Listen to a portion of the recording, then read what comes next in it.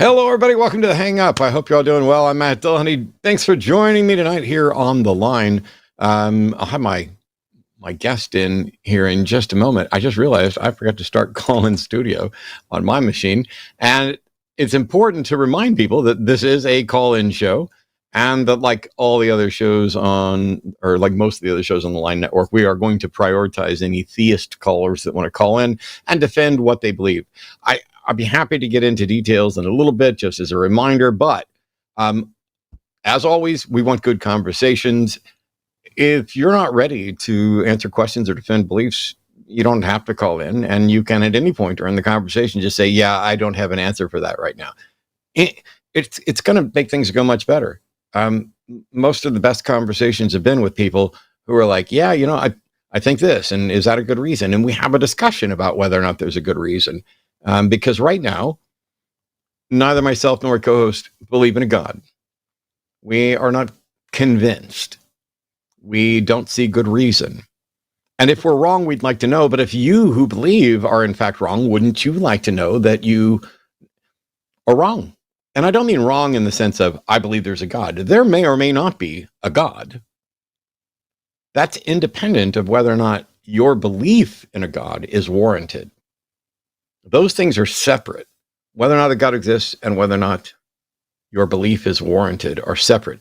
And if you don't have a warranted belief, it's good to acknowledge that, because the thing you're wrong about isn't whether or not a God exists, because you may not be able to find out, but you're wrong about whether or not you're justified in holding that belief. And you're wrong potentially in what anybody else is justified in holding. I'm also going to make a couple of quick appeals because, you know, I'm sitting down today. This is an incredibly busy month for us. And I'll tell you briefly what's going on with me, because when somebody, you know, when Eric and I sat down before the show, I was like, you know, I technically don't have a hang up today. And then I realized, no, you've got 45 of them.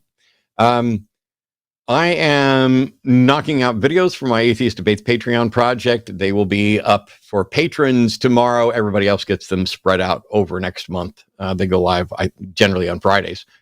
And I'm excited about some of the videos I'm doing. I'm also excited about some new projects that Art and I are working on for the Atheist Debates thing. Here I am advertising online this, but we'll have announcements about things like that. And next week, right here on the Hang Up, there'll be a special episode. Finally, the guest that I invited on a couple of years ago, and then there were tech issues and everything else, David Pakman, will be here next week to engage on political issues and talk about activism. And we're just going to hang out and take calls and have fun. We have never met in person. We've had plenty of conversations. We played chess at chess.com. And I'm excited that finally we're going to get some time for David to be here. So mark your calendars next Wednesday.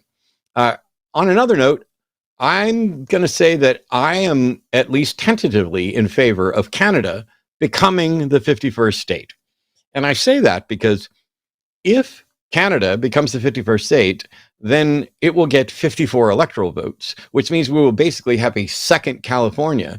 And that may be helpful in fixing the United States. So please, Canadian friends, pay attention. Don't just shrug it off ipso facto, you know, just by default. Consider it. Those of us who want a better world would thank you for coming to our rescue. Kind of the way France came to our rescue before the current White House press secretary decided to shit all over them. And I think, by the way, we should return the Statue of Liberty, because this nation is no longer a nation of liberty. So I'm in favor. There doesn't have to be any war or anything else. Let's get some folks over. We'll start dismantling her, load her, you know, onto a number of ships, just like when they brought her over and everything else. Ship her back to France, and France can put it up right next to the Eiffel Tower. And then France can start collecting monuments from countries that it helped out that ultimately failed, because we're living in the beginning edge of a completely failed state as a potential outcome. Seriously, though, I have chastised people for voting third party or promoting third party at the wrong times. And because of that, I get this reputation of, oh, Matt's just another default Democrat. Not a Democrat, never really been a Democrat. It's just, for most of the time you guys have known me, The Democratic Party has been the only one that aligned best with my values and had some chance of being elected. Before any of you guys knew me, not only was I a fundamentalist Christian, but I was a full-on Rush Limbaugh ditto head, only because I didn't study. I didn't know anything about any of the subjects. I just listened to the show, took it all in, and it made sense with the biases that I already had, with the beliefs that I already had. It already made sense. And when you don't investigate further than that, you can fall into that trap. And so I understand how a lot of people on the right have fallen into traps like this. But this is not a joke. I seriously believe that we need to begin building a viable third party in the United States right now. I said this 4 years ago and before. The time to do it is right after a presidential election where the new president is elected. You start building a third party. You give it some gravitas and let it get a legs just a little bit. And you don't have to change everybody. I mean, Bernie's an independent who caucuses with the Democrats. You could get the Democrats who actually are paying attention and want to do something, and the handful of Republicans that are absolutely sick to death. And you don't have to necessarily go centrist. Maybe you don't include them, but you build up a party so that in 2 years, you get some of those people into office. And in 4 years, you may get a few more into office. And maybe in 8 to 12 to 20 years or so, we can begin to not only have a viable third party at the national level, at the presidential level, but we can be working to fix the problems in our country. As it stands right now, the Democrats are failing, and cartoonishly so. The Democrats, you've got dissension, disagreement. Okay, fine. You guys don't have to be on the same page, but I like the fact. So they're doing Street Fighter promos, trying to be cool. Whoa, round one, fight. It's dumb. You know what else they're doing? They're going on TikTok and they're like, hey, let me tell you what Trump's going to do to your healthcare, to your Medicare, to this, and then doing a makeup thing. Now, I get it. There are plenty of people who, scrolling through TikTok, are going to stop and watch somebody putting makeup on and talking. It's not the content that I tend to watch, but I realize that that does appeal to people. And I'm not a marketing expert, and I'm probably not the target audience of those ads. So if those ads actually help, then ignore everything I say. But sitting right here today, looking at that, to me, that seems absolutely cartoonishly ridiculous. And the video that I saw of one person putting on makeup and talking, they're talking in an upbeat sense. To me, saying, hey, they're going to take away your rights is not something you should be saying in an upbeat tone while putting on makeup. I felt so embarrassed for Jasmine Crockett standing there doing a Street Fighter pose. It's wild. The chat saying I watched Jon Stewart. I saw the clip and then I saw John talking about, yes, we'd already been talking about, but yes, absolutely. I watched Jon Stewart and Blaze back. I think I might even consider a Jon Stewart AOC ticket. I mean, John's not great on everything. He still slides further to the center than I do. And, but at this point, further to the center is an improvement considering what the rest of the Democrats are doing. I don't care that much about the terms and the labels that people apply to themselves. Are you the left, the far left, liberal, progressive, Democrat, whatever? I want what's right and what's best for the world. And if it turns out tomorrow the Republican Party flips on its head and starts doing everything that's right, I'll be voting Republican. I think that's about as likely as God coming down right now, standing behind me and saying, hey, everybody, thanks for tuning in. I'm God. I'll be taking your calls for the rest of the evening. Yeah, that's what I thought. We all know that's probably not going to be the case. But they cave on a government shutdown. And when I first heard that Chuck Schumer caved, I was thinking about it. I was like, what's the argument for this? And the argument that he and others presented was that if the government shuts down, that gives Trump and Elon, and yes, I'll keep saying it that way. That's an irrational woke left mob. Yes, whatever. It gives Trump and Elon, or Trump and our government, or that Trump administration, emergency powers to fire even more people, and there isn't likely to be any oversight or judicial pushback at all. And that would be a good argument under some circumstances if it weren't for the fact that they're already doing exactly that anyway.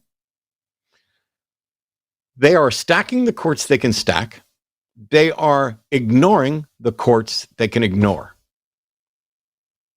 What fucking difference does it make if they have emergency powers or not if they're already doing it?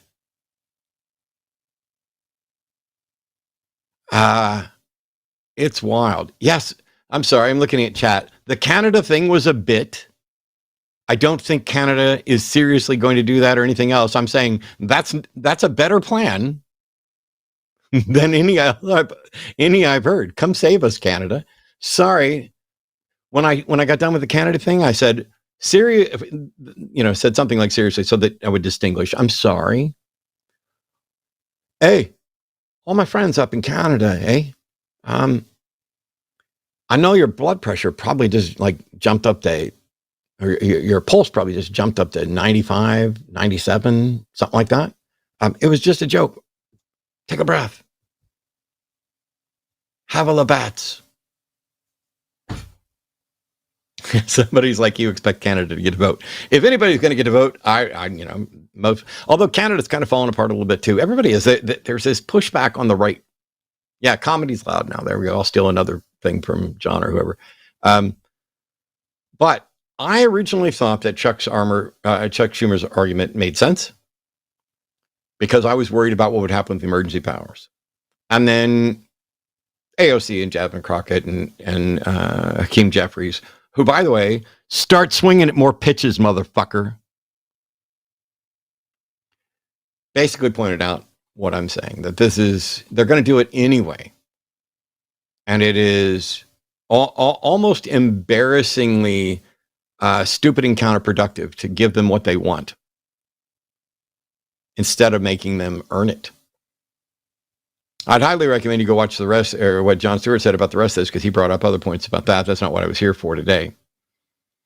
It's time to make some changes. I don't know what the solution is. I wouldn't pretend to know what the solution is. I'm spitballing about how I can potentially fix both the city, state, country, and world that I have to spend time sharing with people who essentially want to see some of us not exist, or would rather that we weren't in the world, or rather that we were silent and not involved in the process. And so my friends who for safety are fleeing the United States to find new places to live, I understand, and you do whatever it is that is required to protect you and yours. Arden and I have been kind of open that we are looking at other possible places to live outside of Texas, but still in the United States. That's step one, because I'm not giving up on the Constitution and everything else. However, Texas is just no longer safe. It is absolutely wild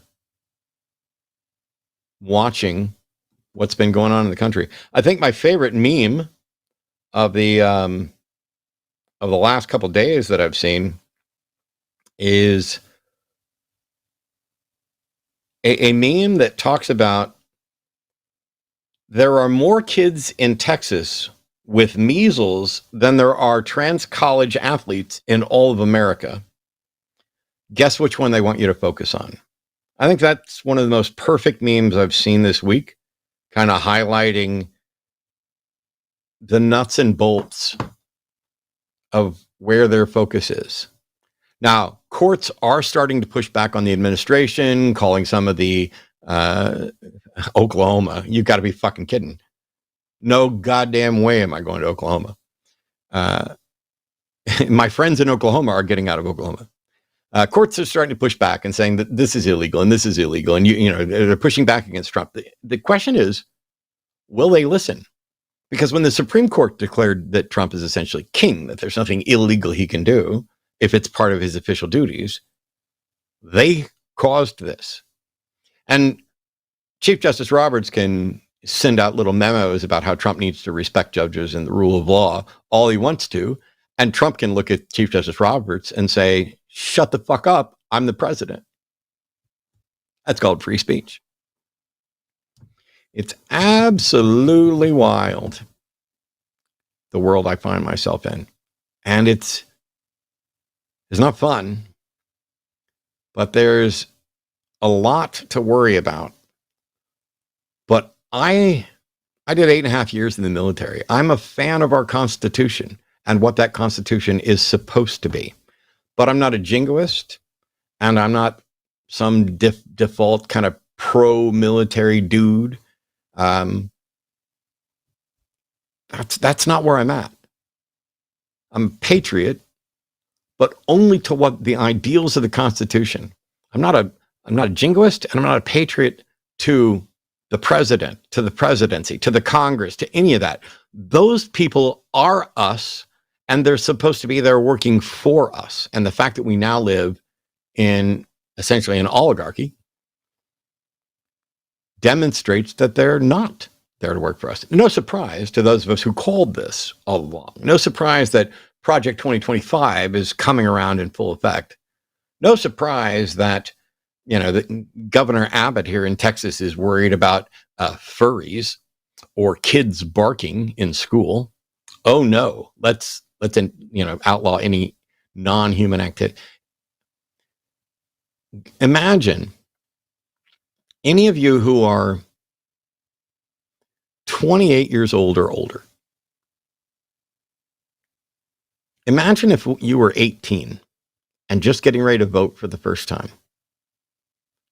I told you with complete accuracy what the United States would look like on March 19th, 2025. Would you believe it? Well, when you were 18, would you have believed that this is where we ended up? And the reason I picked 28 years and older is because I wanted to go back at least 10 years. Maybe we need to go back 20 years or more. When we elected President Obama in 2008, if you were alive then and you heard what the world is now, would you have believed it? Because I wouldn't. I wouldn't have had any hope of believing this. I would have mocked it. As a matter of fact, I mocked my ex-wife for suggesting that Roe would ever be overturned. Because I thought the courts would respect precedent and the rule of law. And I thought that they would continue to do the trap laws around and doing everything they can to make abortion effectively illegal, but not actually revoking basic rights. And I was wrong. So Beth, sorry. Your fear was justified, and I was 100% wrong. I also sat on stage 2016 with Richard Dawkins. We don't need to go into that any further. In Canada, and I was asked if I thought Trump would win the election, and I laughed. I was wrong, and I apologize for laughing at that suggestion to that person. I've been wrong many times about many things, but I've also been right about a great many things. Like when I predicted that Trump was going to win this, and when I predicted what Project 2025 was doing. And by the way, those predictions aren't any evidence of anything supernatural. I'm not getting messages from a god. I'm just finally waking up to see the things that I didn't see. Oh, I was woke to a number of other things prior. It's a process. As you learn more and understand more, you begin to hone your ability to be more rational and more accurate on a particular subject. We live in the weirdest world, almost, that I could imagine. And the only reason I say almost is because I've seen Doctor Strange and the multiverse of madness. And as they transferred through some of those dimensions, some of those, like the one where they were paint, definitely weirder than here. Although I've never been paint. So maybe we should give it a try. See if we can find that alternate dimension. We want to know what you think about this stuff and other stuff. If you're a theist, if you're somebody who believes in a God or has a view that you'd like to defend, please welcome tonight's guest, Eric from Skeptics and Scoundrels, into the show. How you doing, man? Hey, Matt, doing pretty good. Just, I was listening to what you were saying earlier, and I was contemplating the ramifications of, adopting Canada, annexing Canada as a 51st state, and also adopting a maple syrup-based economy. I was thinking that might be a good thing, but then I realized that taxes under that system would be trickle down, so I decided against it. Oh my gosh. You spent 20 minutes of my opening writing that fucking joke, didn't you? I was like, I gotta get something good. Yeah, that's Crap, good. only a couple minutes left. Yeah, no. You did wonderful, my friend. I love a good pun. And I love jokes with it.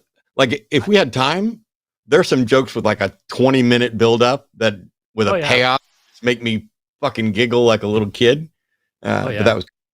I will do whatever I can to get maple syrup puns in tonight. I'll get ChatGPT over here and say, hey, give me all the maple syrup puns you can give me. Give me 50 of them, and I'll just pick from them as we need them.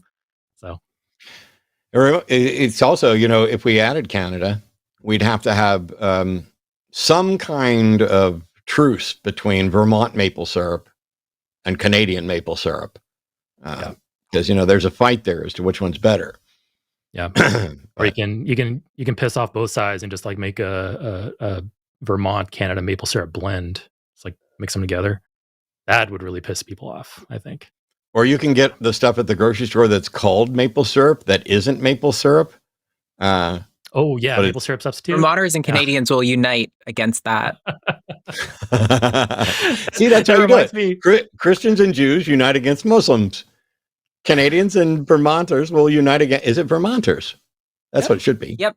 I mean, as bad as Reagan was, he was right in that a common enemy will unite, fiercely divided people together to fight it. So yeah, we need to annex Canada and then start mixing the maple syrups, and then that'll bring all of us together to defeat this new enemy.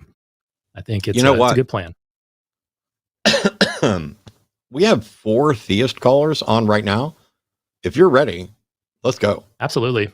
Yeah. Let's get this unstuck and get moving. Starting right here with Art from Pennsylvania, Brunswick. Art's a theist that just says Spinoza's God. So, hey, Art, what's going on? Hi, Matt. After your opening, kind of took the wind out of my sails. I just wanted to say that I wanted to talk about Spinoza's God. I believe Dawkins is wrong, or at least half wrong, about what he said about Spinoza's God. And I don't care what Dawkins says about anything, let alone Spinoza's God, but go ahead. Okay. Well, the idea is, that's a starting point for me. He says that Spinoza did not believe in a personal God, and therefore the God he believed in was metaphorical. He was personifying nature. And that's what I want to take issue with. Spinoza did not believe in a personal God, but he believed in a different kind of God. And his philosophy, he said that God was the only substance. And I can unpack that substance and accident in the philosophy. It doesn't matter. When people nowadays refer to Spinoza's God, when philosophers and others refer to Spinoza's God, they're basically describing a modern view of the universe. It's kind of like taking Spinoza's God and updating it. They're not saying this is actually what Spinoza believed. They're saying we have the omnimax God, the God of classical theism. We have various specific gods. And then we have a number of different conceptual gods where God is the universe. God is the everlasting substance. God is some foundation underneath. But God is the key aspect of Spinoza's God, as I was taught, is that this is basically like a deistic abstraction that is not personal and does not interact with reality. It is the conceptual canvas of the universe, I guess, is how I've always used it. But what difference does it make what Spinoza believed? Well, the jumping off point for me was Einstein said he believed in Spinoza's God. And, Yes. And I think Einstein had enough intelligence to understand what Spinoza meant. But I think that when people are hung up on the idea of what I call a superhero God, a God who, can change the course of mighty rivers and bend steel with his bare hands, that's a common view of God that a lot of people have. And if you're hung up on that view, I'm confused. No, I don't mean you personally, but go ahead. I'm sorry. No. I'm saying I'm confused because I don't care what Dawkins says. I don't care what Spinoza says. I don't care what Einstein says. I don't care what Einstein thought about Spinoza's God. I don't care what people now think about Spinoza's God, because all of those versions of Spinoza's God is a non-interventionist, non-personal thing. Whether you view it as a substance, something that transcends reality, or just an abstraction, doesn't matter. I'm wondering, so you're a theist calling in to talk about Spinoza's God. Do you believe in Spinoza's God? Is that why you're a theist?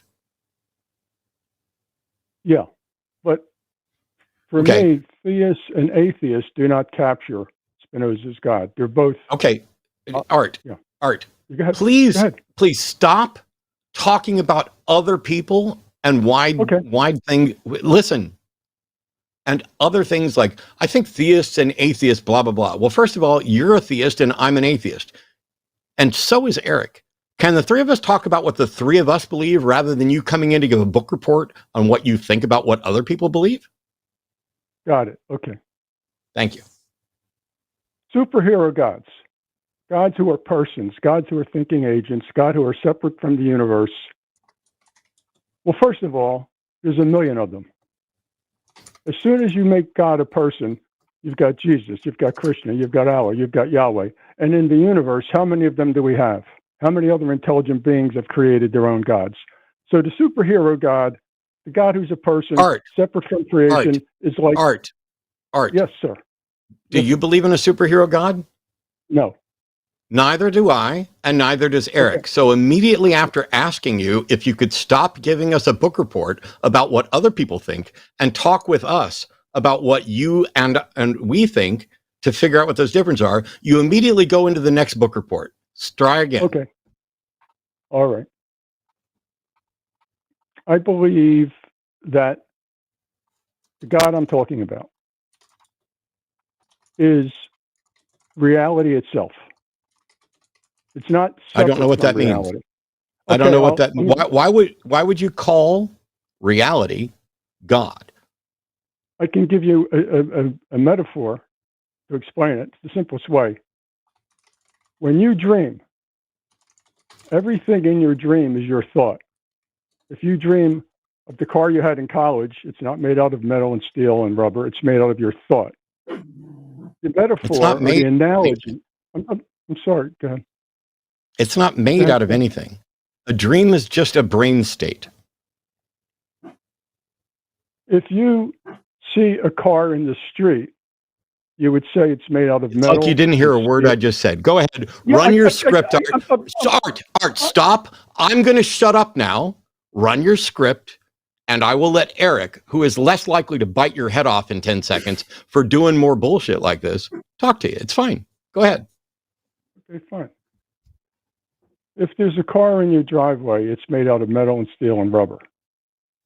If there is a car in your dream, it's made out of your own thought. It's made out of your own imagination.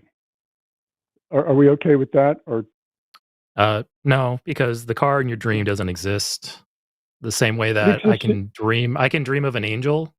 That doesn't make angels exist. It doesn't mean that angel is made out of my thoughts. It's me conceptualizing something as I'm unconscious.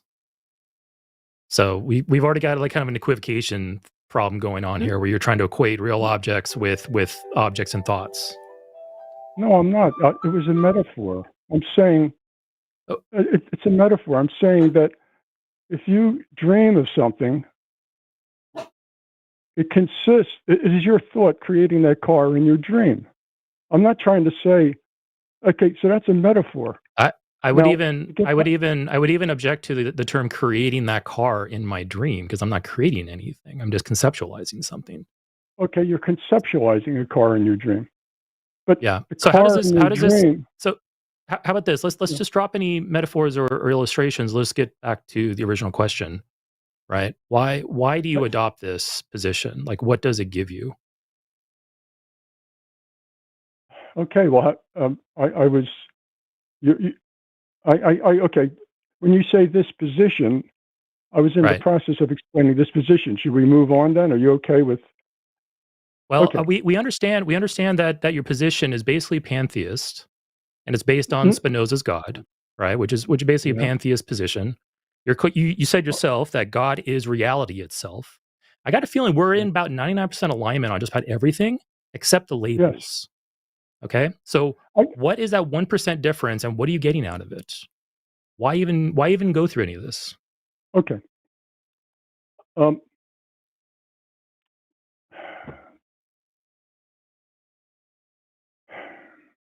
Like, what do you like? Let me ask First you the of all, question okay. first. What do you Art get out of this? What Well, benefit? What additional thing that you get that we don't get?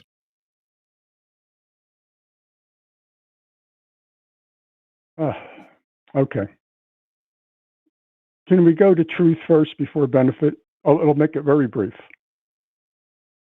All right, please make it brief. What is the difference with the truth? Okay. Science.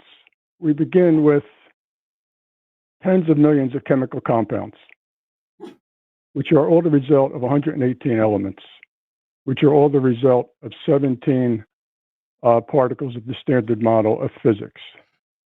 The trajectory of science is going towards one ultimate foundation. One ultimate foundation has been in philosophy and theology for millennia. Science is going in that direction. We have what I would call childish superhero gods. And belief in those childish superhero gods, I think, is one of the reasons why Trump is in power. Now, this Okay. idea of, okay, go ahead, sorry, I don't want to interrupt. Art, I fail to see where this is going, because now we're kind of creeping over into politics here. My question is, what are you getting out of this? What are you getting out of this? it? Okay. Yeah, like why even adopt this position? Because Here we go. you're switching up labels. You're switching up labels, calling things that we know exist and already have terms for, have very sound and grounded rational or conceptualizations about. You're trying to switch up labels to imbue it with something else.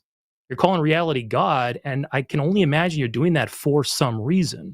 What is that reason? That's a good point. But excuse me, tell me your name again. I missed that. Eric. Eric. Okay, Eric. The idea is this. Let's suppose there is one ultimate foundation for everything. That's the trajectory of science. Let's suppose for a second it's true. Now, if someone calls that God, that is a choice. Someone could say it exists and screw it. Okay? Okay. But if someone says this is that in which you live and move and have my being, this is the creator, in quotes as a metaphor, this is God, because that says that a person has an emotional attachment to it, that a person regards it with awe and reverence. Now, someone could say, screw it. It's the reason why there's pain and suffering and childhood cancer, and the hell with it. Now, so there's two things. Does this one ultimate... So Art, I'm sorry. I asked you a very simple question. What are you getting out of this? And you're going into what other people might be saying about it. I'm going to ask you one more time. Please answer my question. Okay, why Eric, even switch up this label to God? I think you might have touched up on it, because you said that there is some type of emotional component there. Yes. Okay. Because I admit, hold on, Art. Hold on. Okay. I admit that there is emotional comfort in thinking that there is someone or something in charge, and that there's a destination for all of us, that science is moving towards some type of ultimate truth. Like, it's all very comforting. It doesn't make it true. So I'm asking you, what do you get out of this? Why even do any of this exercise? All right. Personally, this idea is something that for me, this idea for me functions like God does for many people. And I believe it's a truer idea. Now, whether it's absolutely true or not. What is that I believe function? Or what is that function? Also, you're going to need to define the difference between true and truer, because I only give a fuck about what's true. I don't even understand what truer means. Yeah. Well, that's not hard to explain. Let's suppose, for the sake of argument, that God exists, whatever it is. Maybe we can't describe it fully.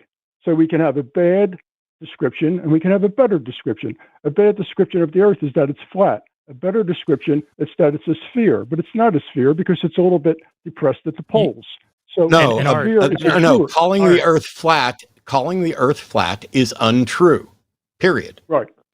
Globe isn't truer, globe is accurate, and flat is not. Anyway, I'm backing out again. No, it's fine. Hold on, Art. I need to say something there as well. Matt is correct in that something is either true or not true. There's no like gradient that you get to pick how true something is. You can have confidence levels on how true something is, but you don't want to conflate that with it actually being true or not true. And the thing is, to extend that over into what calling reality God, we're taking something we know exists and something that we can analyze and study, and you are attempting to imbue it with different qualities and a new label. And I'm asking you, what do you get out of that? And if you can get to answering that question, I'll then ask you, what's your justification for it? Because so far, I think you're touching upon emotional comfort, but I don't want to put words in your mouth. If that is really your reason, just say so and we can move on. But why are you doing this? What is the point of this exercise? First of all, if you're searching for truth and you're looking at the directive of science, I think it's true. I believe it's true. I can't prove it to you, but I believe it's true. Secondly, you believe that that what is true, that reality is God? That there is one fundamental reality, which is the basis of everything. I think we almost all agree with that. I think that's basically a basic presupposition by most people that one reality exists and we all interact with it. Great. So now that's not something that science is moving towards. That's a presupposition that we work off of. Right. I don't know anybody in science with the goal in mind of demonstrating there's only one reality and that's the truth we all experience. I think it's just a base assumption that we start with to get going. So what else are you getting out of this?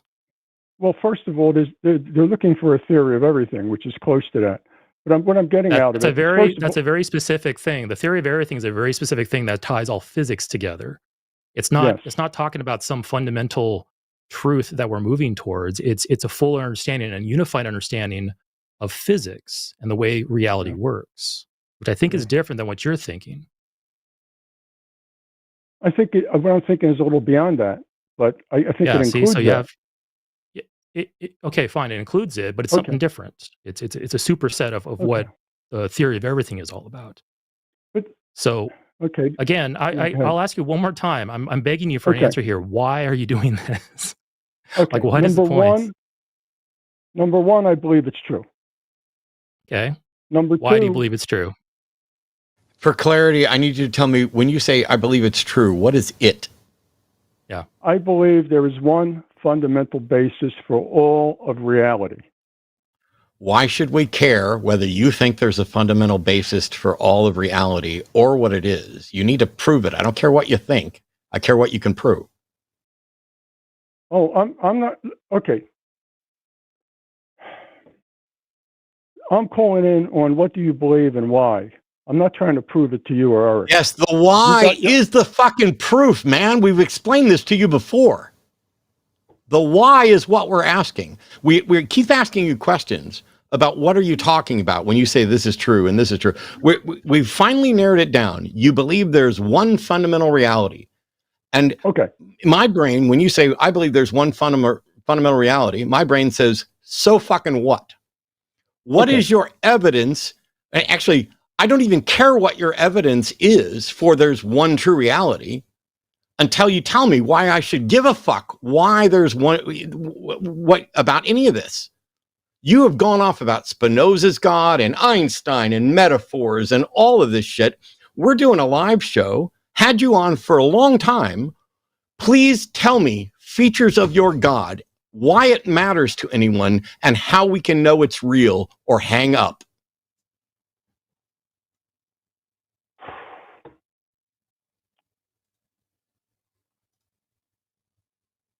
It's don't know just what the else to tell why. you.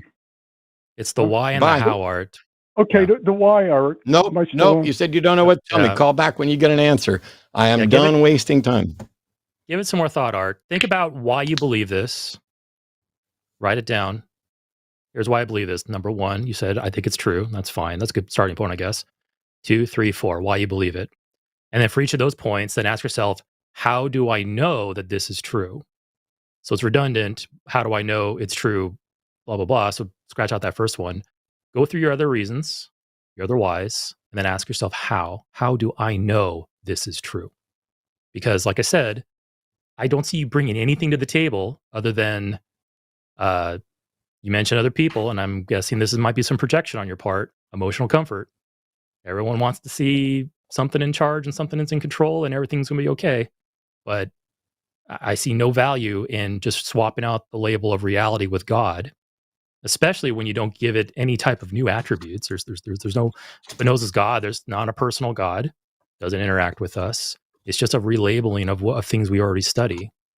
And you're bringing in, by switching out those labels, you are bringing in baggage that is unneeded.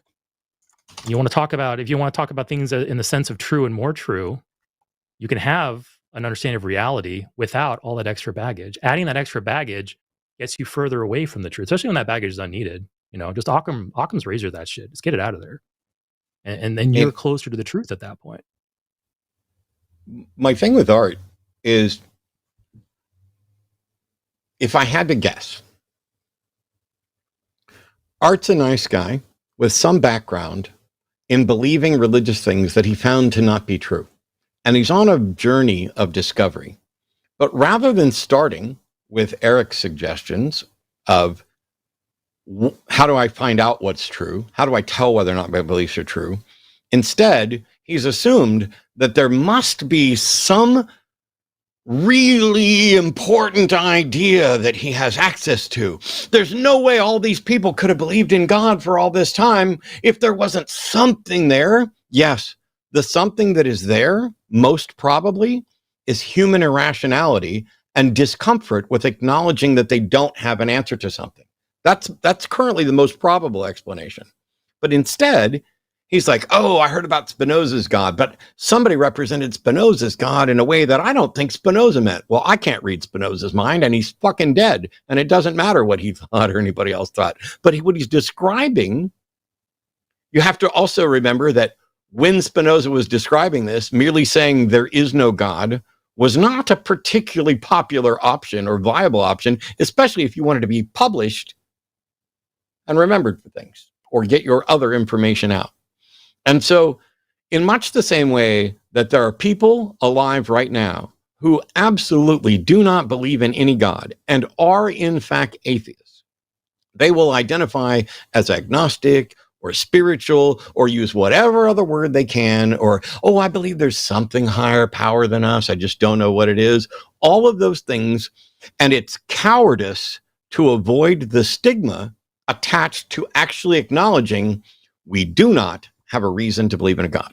We got other callers on the line who are going to challenge that and hopefully can present reasons to believe in a God. But I want to take one quick atheist call first, and that's Faye from Utah. Pronounce she, them. Faye, it says here you wanted to ask what's the best age to let children decide for themselves as to religious belief? Yes. Doesn't matter. You don't have any choice when somebody else decides for them. Belief isn't a decision. So they either become convinced. No. They either become convinced or they don't. But if you're talking about what age is it okay to start teaching religion to kids, I'm not convinced that it is. But I have no expertise and no way of telling you what age. But I can say, since I live with someone with a degree in psychiatry, and I've talked to Shannon about this, and I've talked to other people about this, no two kids are the same, so there literally is no correct answer to your question. Fair enough. I just was curious about y'all's opinion on allowing children to go to church, to be exposed to these things, and without you interfering and letting them make their own decisions and whatnot. If there was a specific age or age range rather, that you might find is the best time, because I don't want to send them too young and them be indoctrinated, and I don't want to send them too old and then just be completely what's the word I'm looking for? Why send them at all? Yeah, Faye, is this like a joint custody thing, or are you in full control of what happens to these children? Well, with some of them, I'm in full control, but okay, that's why I'm asking, because I'm in between both of those. Yeah. So why send them at all? Like, why would you, like, think of it this way, okay? I mean, when you say church, I'm guessing you're in Utah, either some Christian or Mormon church. But would you be asking the same question if you were in India and you wanted to send them to Hindu ceremonies, or if you were in the Middle East and wanted to send them to, Islamic ceremonies? Would that question be on the table? And if not, why? Why the Christian and not those? I personally don't feel that they should be going at all, but I have to work with their mothers. I have to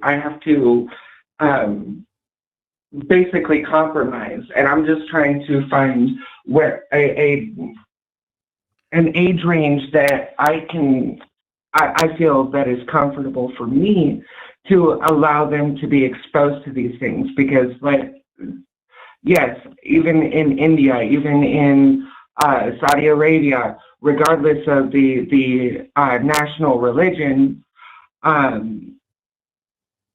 would still be having this discussion with their with their mothers, and trying to be asking you these questions still. Right. I mean, all I can say personally is that I'm basically with Matt in that we don't know. Every child is different. They're going to develop at different speeds and paces. And the question's still on the table whether they should go at all. Because if you can recommend and influence it in the direction of, hey, why even bother with this? Why bother with a Mormon church any more than a Scientology church or with an Islam mosque or with anything like that? Like, why bother with any of that? And I need to say that too. I need to say that too with the caveat that neither Matt nor I have any children. So you're asking two fatherless childless people that how to raise kids. We're not quite fatherless. That's funny. Yeah. But like you're asking probably the two of the most inappropriate people on the line this question. You should probably maybe save that question for actual parents who have some experience in this. But my ultimate question is, why even consider this at all, unless you are being compelled by, like another parent who has joint custody, or you're put in charge, you're the ward of these children at the decree of some parents that tell you, yes, I want this to happen to them at certain ages. But until, you might be really barking up the wrong tree here, because we're not equipped to really answer these questions other than saying we don't know, and we probably recommend against it because why bother? We don't think these religions are true, so why bother? Why bother exposing them to untrue things? You might as well send them to a homeopathy seminar, or like I said, to Scientology, or anything else that's like, send them into a Dracula club, a vampire club that legitimately thinks vampires are real. Should you expose them to those ideas? Yeah, I lean away from that. I say no. Sorry, say that again.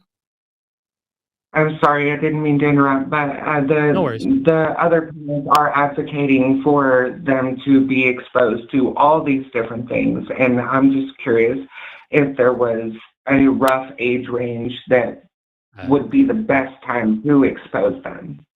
Yeah, I can't. And we can't answer that. I'm not convinced anybody can answer that. Every kid is different. Maybe you should talk to a psychologist about, or somebody knows your kid. There's no answer. By the way, I misspoke earlier. I said Arden had a degree in psychiatry. That should be psychology. Huge difference, but still relevant to the discussion. Those pesky words. You're looking for people to give you information that does not exist. Fair enough. Yeah. Do Tell you think you what, Faye, that I'm gonna recovering from religion? tell you what, Faye, I'll go have a kid and get back to me about 10 years, and I'll have an answer for you. How about Okay. that? Well, thank you, guys. Do you think that recovering from religion would be a reasonable group to call? No, Oh, I don't think anyone would be a reasonable group to call. I think this is a decision that you have to make. And when you get information on this, you need to talk to an expert in the field. Recovering from religion are volunteers, and they're awesome. Daryl just contacted me yesterday to tell me about a couple of new volunteers and people who had referenced the line. We're going to be doing another fundraiser for recovering from religion, but that's not their job. Their job is not to say, "Ooh, yes, it's okay to send your kids to church with your partner or whatever when they're 8, but not when they're 6." Nobody can tell you that. And recovering from religion would tell you, if anybody recovering from religion tells you that they can give you the answer to that, I want to know, because I need to have a talk with them, because that's not what I have either missed something incredibly important or they have, and I want to know. But are your kids in therapy at all? yes. Talk to their therapist. All right. Thank you so much. Yep. Thanks, Faye. Take care. All right. So we have. I just want to say I recommend going to the Church of the Maple Syrup, because they are very surreptitious with their activities. Probably why you never heard of them. Yep. I never heard of it. Yeah. We gotta have Eric on an episode with Erica, because she hates puns, and it would be torture for her the whole night long. Oh my gosh. We could absolutely do a super chat fundraiser where we just make Erica invent puns or listen to puns or Anyway, you were going to say something, Eric. I'm sorry. No, I was not. That was all I got.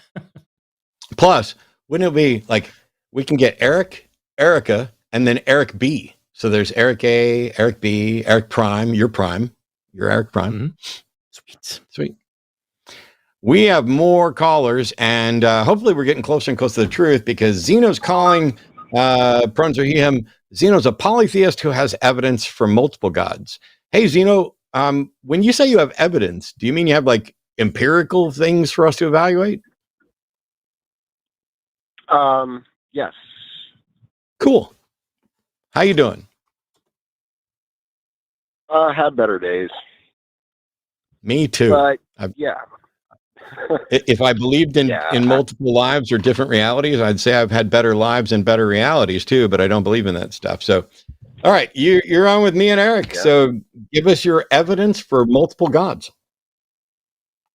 All right. So, of course, I believe you're going to disagree, but here we go. So, as stupid as this sounds, Zeno. As stupid as I can't even talk. Zeno. Jeez. Zeno. Yes. Why would you say you think I'm going to disagree? I just out of curiosity, I want people to try to understand what you're thinking before you start. What is it about your case that you think we will reject? Pretty much everything. I think you're pretty incredulous, so I don't think you're receptive to most ideas, respectfully. Fuck your respect, Zeno. You don't need to add a respect on that. You can trash talk me. You think that I'm irrational on this subject, right? Pretty much. Cool. That's fine. Now I know where you're starting. You see, I didn't start anywhere with you. It's like, hey, here's this. You're going to give us evidence. Boom. But since you think I'm irrational, I'm assuming you think that Eric is also irrational on this, right? I think Eric is pretty much. I think he's an intellectual powerhouse. I think he has pretty good reason. No. I know you have a lot of experience. So Zeno, I'm sorry. I'm just trying to figure out. Zeno, do you think we're both irrational or just me? That's an easy question.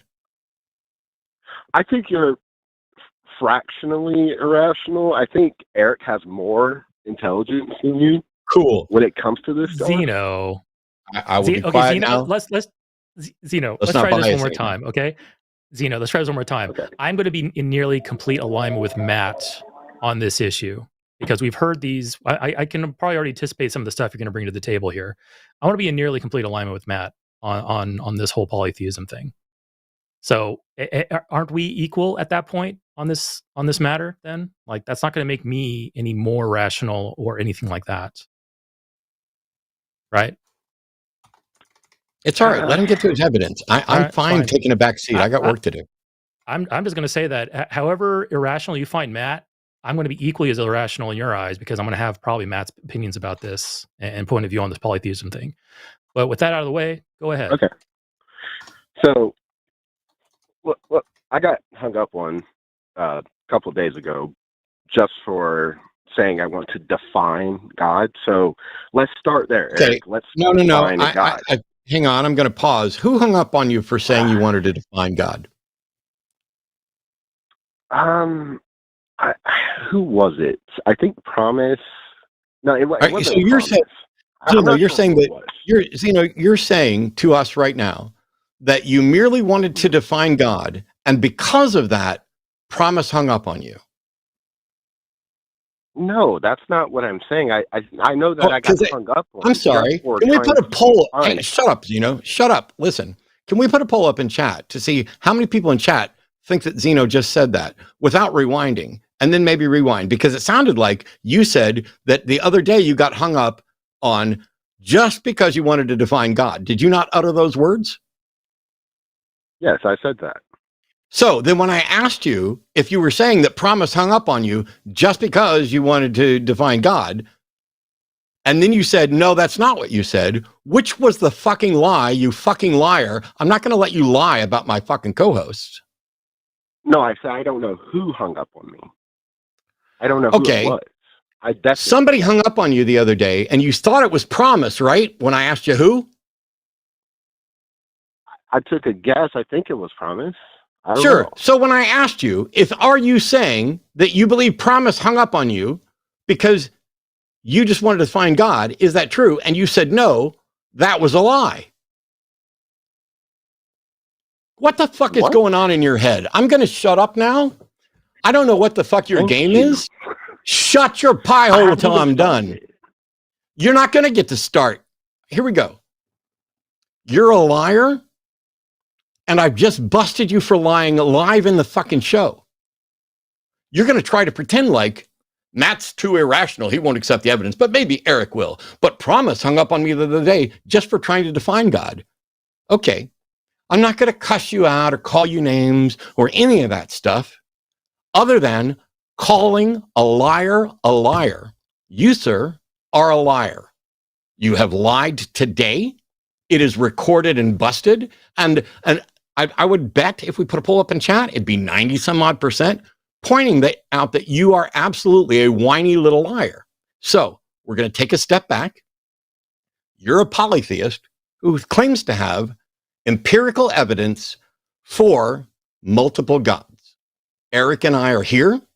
We are willing to listen to and consider the evidence that you have. When I unmute you in a couple of seconds, the only thing you need to do is say, here is my evidence for multiple gods, and then present it. If you whine, if you talk about whether or not you lied, if you dissemble, if you deflect to anything other than, here is my evidence for multiple gods, I will hang up on you. I'm going to unmute you now, and then you can start. You don't have to say, okay, nothing. Just, here's my evidence for multiple gods. And Zeno, I'm going to give you a small piece of advice. Everything Matt just said, small piece of advice, okay?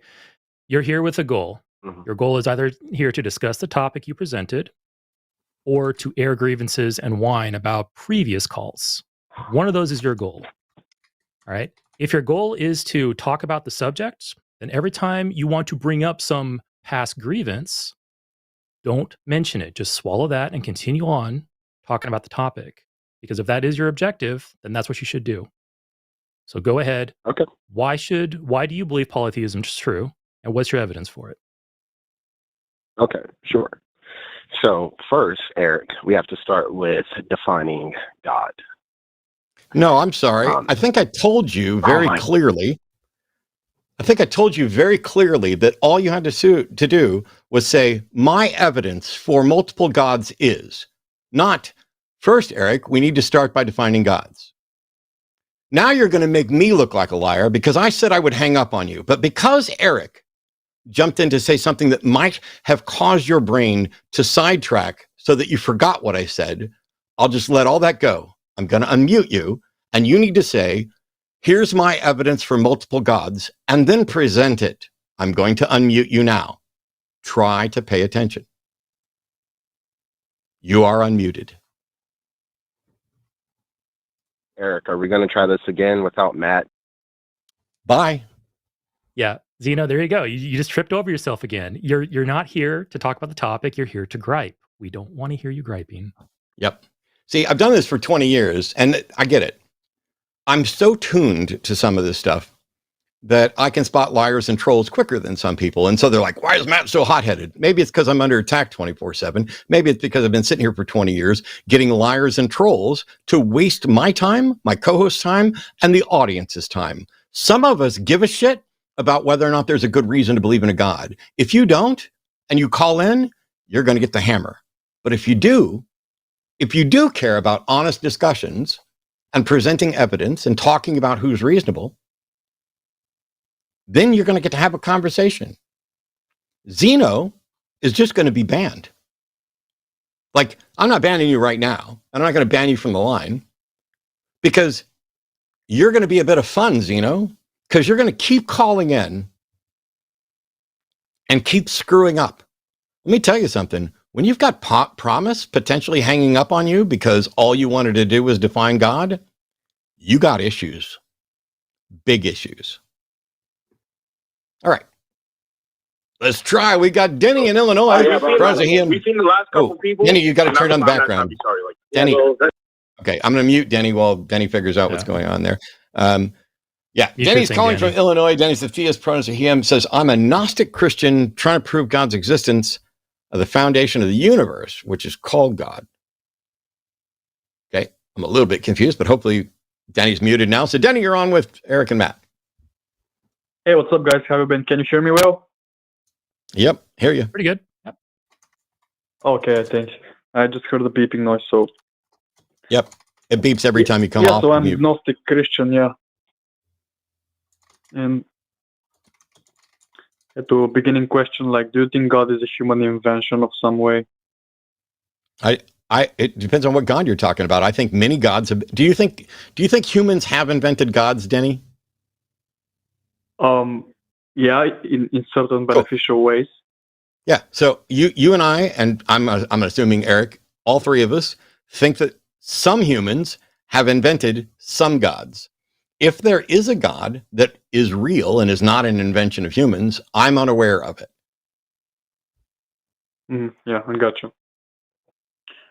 So what God actually means is the foundation of all existence. It's not a person in the sky or this authority. So different religions symbolize the same foundation.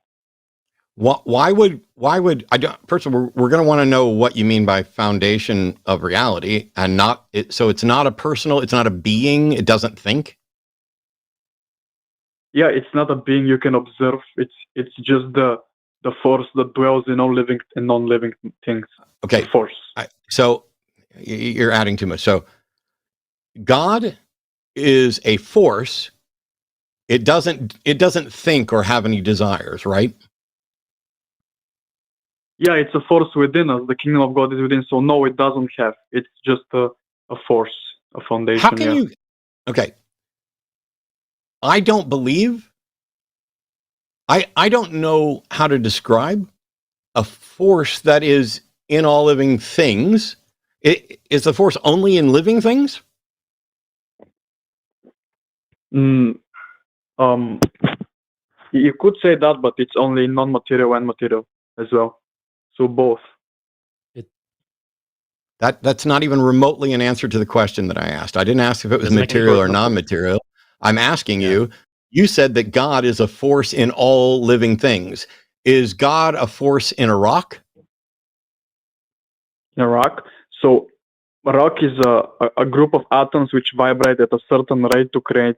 I don't need you to stagnant tell me matter. what a rock is. I don't need you to tell me what a rock is. Wow. Eric, Sorry, It's a yes or no. It's a yes or no question, Danny. Is this force in a rock? Yeah, the minerals, the rocks, yes, of course. So it's not just life; it's also in minerals, right? So you're basically saying that this force is in literally everything, is what you're trying to get at, right? Yeah, vegetables, animals, living, nature, Okay. everything. Yeah. All right. How do you determine whether this force is actually there or you're just imagining it? Because in nature we see everything grows in a certain way, in a certain pattern, like geometrically, like the Fibonacci sequence.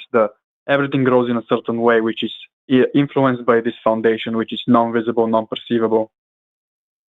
Some things do develop with patterns, but those patterns are determined by physics. Other things don't develop in patterns.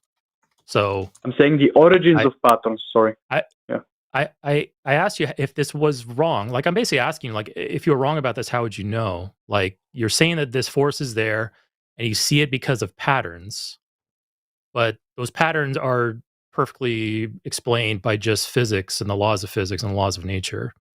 So why add this force in there unnecessarily? Because this force is what makes everything grow. I mean, the force from the sun influences the plants to grow. That's you reiterating the claim, but I'm asking you, how do you know that's true? Because the books and the stuff I read, the knowledge from the past indicates to an observance of a truth which combines with God and religion. So you read some old books and you think those books are true? Again, the origins of science, mathematics originated in that time, in the 1500s, 1400s, and very smart people. I really need you to stop making assertions and talking about the past and actually give us something we can use to have a discussion, because you're claiming that there is a force in everything. Is this a scientifically detectable force? If you refer to scientifically only physically and material observations, of course not. Then how do you know it exists? Yeah, if it's You're undetectable limiting by it to science. a physical. I'm not limiting it to anything, Denny. Please do not make accusations about what I'm doing. There are quicker ways to piss me off than accuse me of doing stuff I didn't do. I asked you a question. I asked you whether it was detectable by scientific means. And when you said, of course not, I asked, how do you know? And don't you dare accuse me of doing anything. I'm asking you to defend your claim. Are you able to do that or not? Yes, of course, yes. How do you know that this scientifically undetectable force is real? Because your science says that 95% of the universe is invisible dark matter, which Wait, did you just say your science? No, I'm sorry, science in general, sorry. It sounded like you said your science. But go ahead. Yeah. Keep going. So we only perceive with the human eye 0.001% of the light spectrum, and with equipment and with technology, we observe a little more than that, but not even close to the full picture, which is the spiritual realm, non-measurable. Yeah, I didn't ask you, Denny, what we can't perceive. I asked you how you know. I'm saying, I just said how I know that. No, you did not, sir. You did not even come anywhere near the vicinity. You said we are only able to perceive this percent, and so we know there's a bunch out there that we can't perceive. Nothing in that statement is in any way relevant to my question of how do you know this scientifically undetectable force exists? That's what we want to know. Mm-hmm. And again, we go to nature. The cymatic patterns we observe are a proof of something non-visible, which is influencing the physical material. And this non-visible is what I'm referring to in the answer to your question. I'm still asking you, how do you know that this force exists? Last chance. The vital force I mentioned, the foundation, is that what you're asking? Yes. How do you know? I don't know how many fucking times I can say this. How do you know this exists for the last time? How can we know that you're right about this force? Last chance. Because the evidence we see about this force living in us, it's the conscious perception of reality. Your brain works in a certain way, which influences reality, and that's called My this brain force works in within a us, certain way. My brain does not influence reality. There's nothing about my brain that is influencing what's happening on Saturn right now, is there? No, I'm saying your feelings, Is there- emotions, observe, change the external world around you. So what you feel, see, and touch change your perception of reality. And I don't give a fuck. I'm asking how we can know this force is real. You're asserting that there is a force that you can't scientifically demonstrate, but that it is real. How can I, me, Matt, right now, sitting in this chair, confirm that that force is real? And I swear, for today, this is the last time I'm asking the question, and then I'll let Eric decide if you got anywhere in the ballpark and want to continue. Yeah, But okay. I'm tired of going up and down this road. There are other callers on hold, and you are being I know. rude to them by not answering the fucking question I've asked you like 4 or 5 times. How can I, I'm sitting in this chair right now, confirm that the force that you claim is not scientifically detectable is in fact real? Yeah. So every living thing generates an electromagnetic field which operates through bioelectric signals. Those signals I'm talking about. And the bioelectric, so Dr. Robert Becker showed that these bioelectric fields guide regeneration and healing to the body. So that's the force I'm referring to. I'm sorry. You sound like an AI regurgitating crap that doesn't in any way get close to, here's how you can know. I literally asked you. I just said how every I can living thing generates electromagnetic fields. Shut up and listen. Sorry. I listened to you, didn't I? Yes. I asked you how I, sitting in this chair, could confirm that what you said was true. And what you did was regurgitate something about every living thing has bioelectric whatever. That is not a method for confirming anything. Don't call me again until you have a method. Clear? Yes. Bye. Thanks, Denny. Bye, Denny. I don't. The force of the gaps is basically what that was. It's like It's like I speak a foreign language, and I'm English is the only. I mean, don't get me wrong.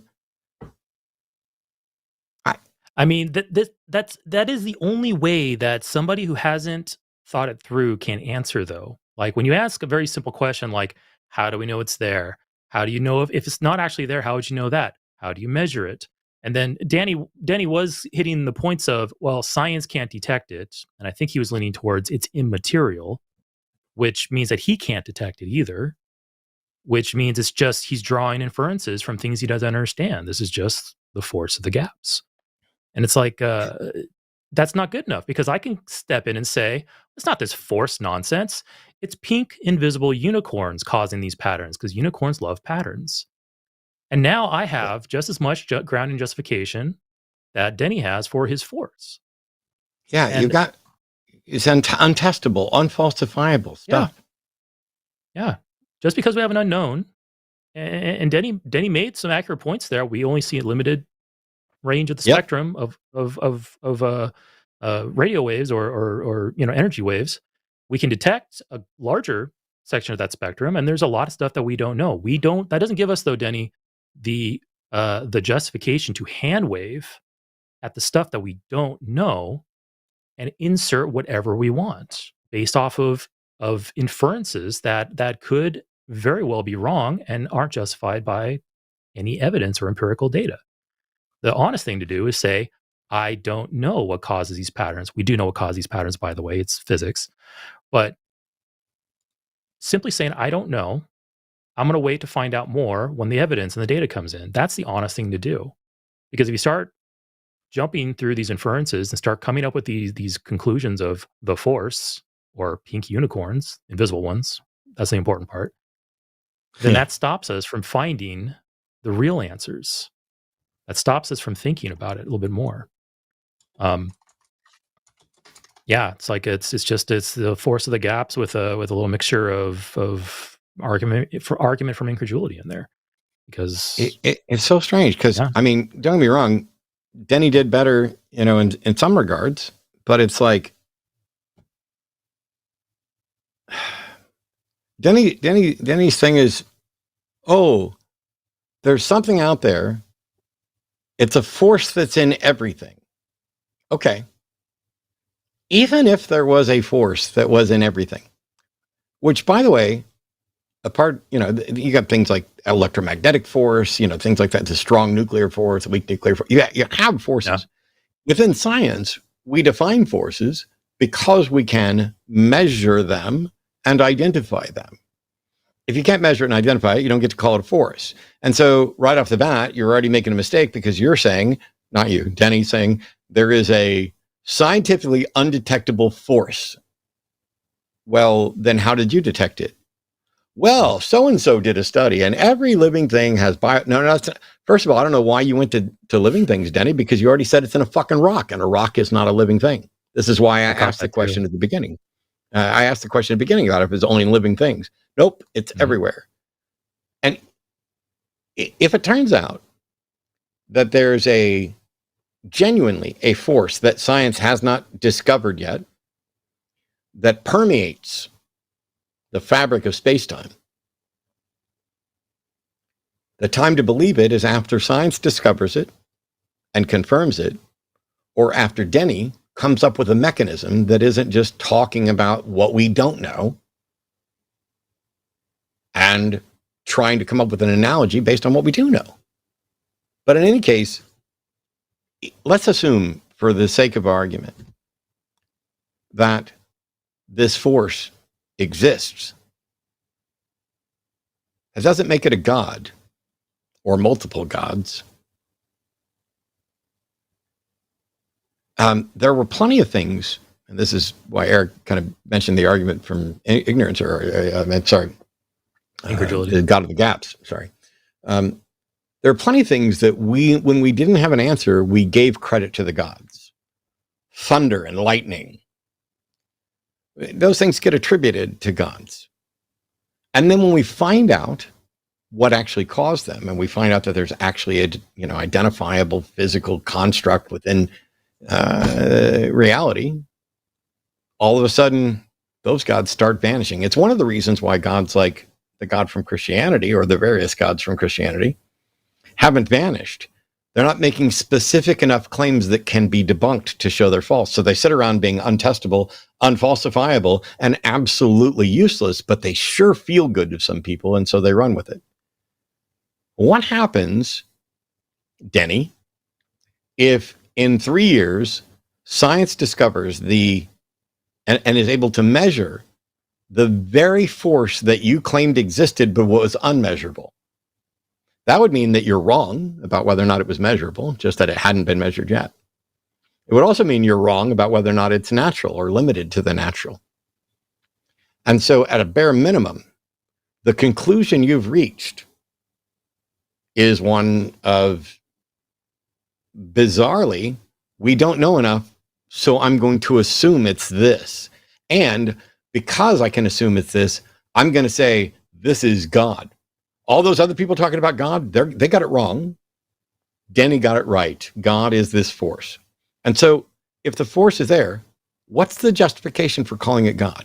I get it. Language is our plaything, and words can change usage. But if I said that fabric of the universe is peanut butter, well, that's not true. And if I said the fabric of that this force that you're talking about is not God, it's hope. It's love. Did I just prove that there's hope and love as a force? Did I just prove that hope and love are the foundation? No. There's a difference between what you're convinced of and whether or not you can demonstrate it. And demonstrating it needs a mechanism. I've heard so many bad arguments for God that there must be a God of bad arguments. It's got to be. I mean, where else are these arguments coming from? Like, they got to come from somewhere. I've seen it so much that I can't deny it. We got another theist on the line. There's also a couple of atheists that we may get to, but also if you're a theist and you think you have better representation than Denny did or somebody else, by all means call in. Michael's calling from somewhere in the USA. Michael's a theist, wants to talk about the epistemology of nature. Okay, cool. Correct. I don't know what you mean. I understand all of those words. I just don't know what you mean. So Yeah. guide the conversation, please. So specifically, I want to know how you, Matt Dillahunty, under the atheistic system, can justify the fact that nature discloses itself to the minds of man. Well, first of all, there is no atheistic system, and atheism has nothing to say. I said you, Matt Dillahunty. Yes, you said you, Matt Dillahunty, under the atheistic system. Under your atheistic system, how do you justify that? Okay, either way, there is no atheistic system, and atheism has nothing. Oh, okay, are you going to keep talking over me until you piss me off and I hang up on you, or you're going to let me want you to finish? answer the question, dude. You rage on everybody. You just bully people on here, and then I come on here, and then I'm not going to let you bully me. So just answer the question, dude. Okay, guess who's going to bully you in the most wonderful way? Me. Sit back. You're muted. Nobody can hear you. I'm going to correct all the misinformation, and then I'll answer your question. There is no atheistic system, and atheism is not in any way foundational to epistemology. My epistemology, my epistemological standards, is rooted in skepticism. You see, I'm an atheist, a skeptic, and a humanist.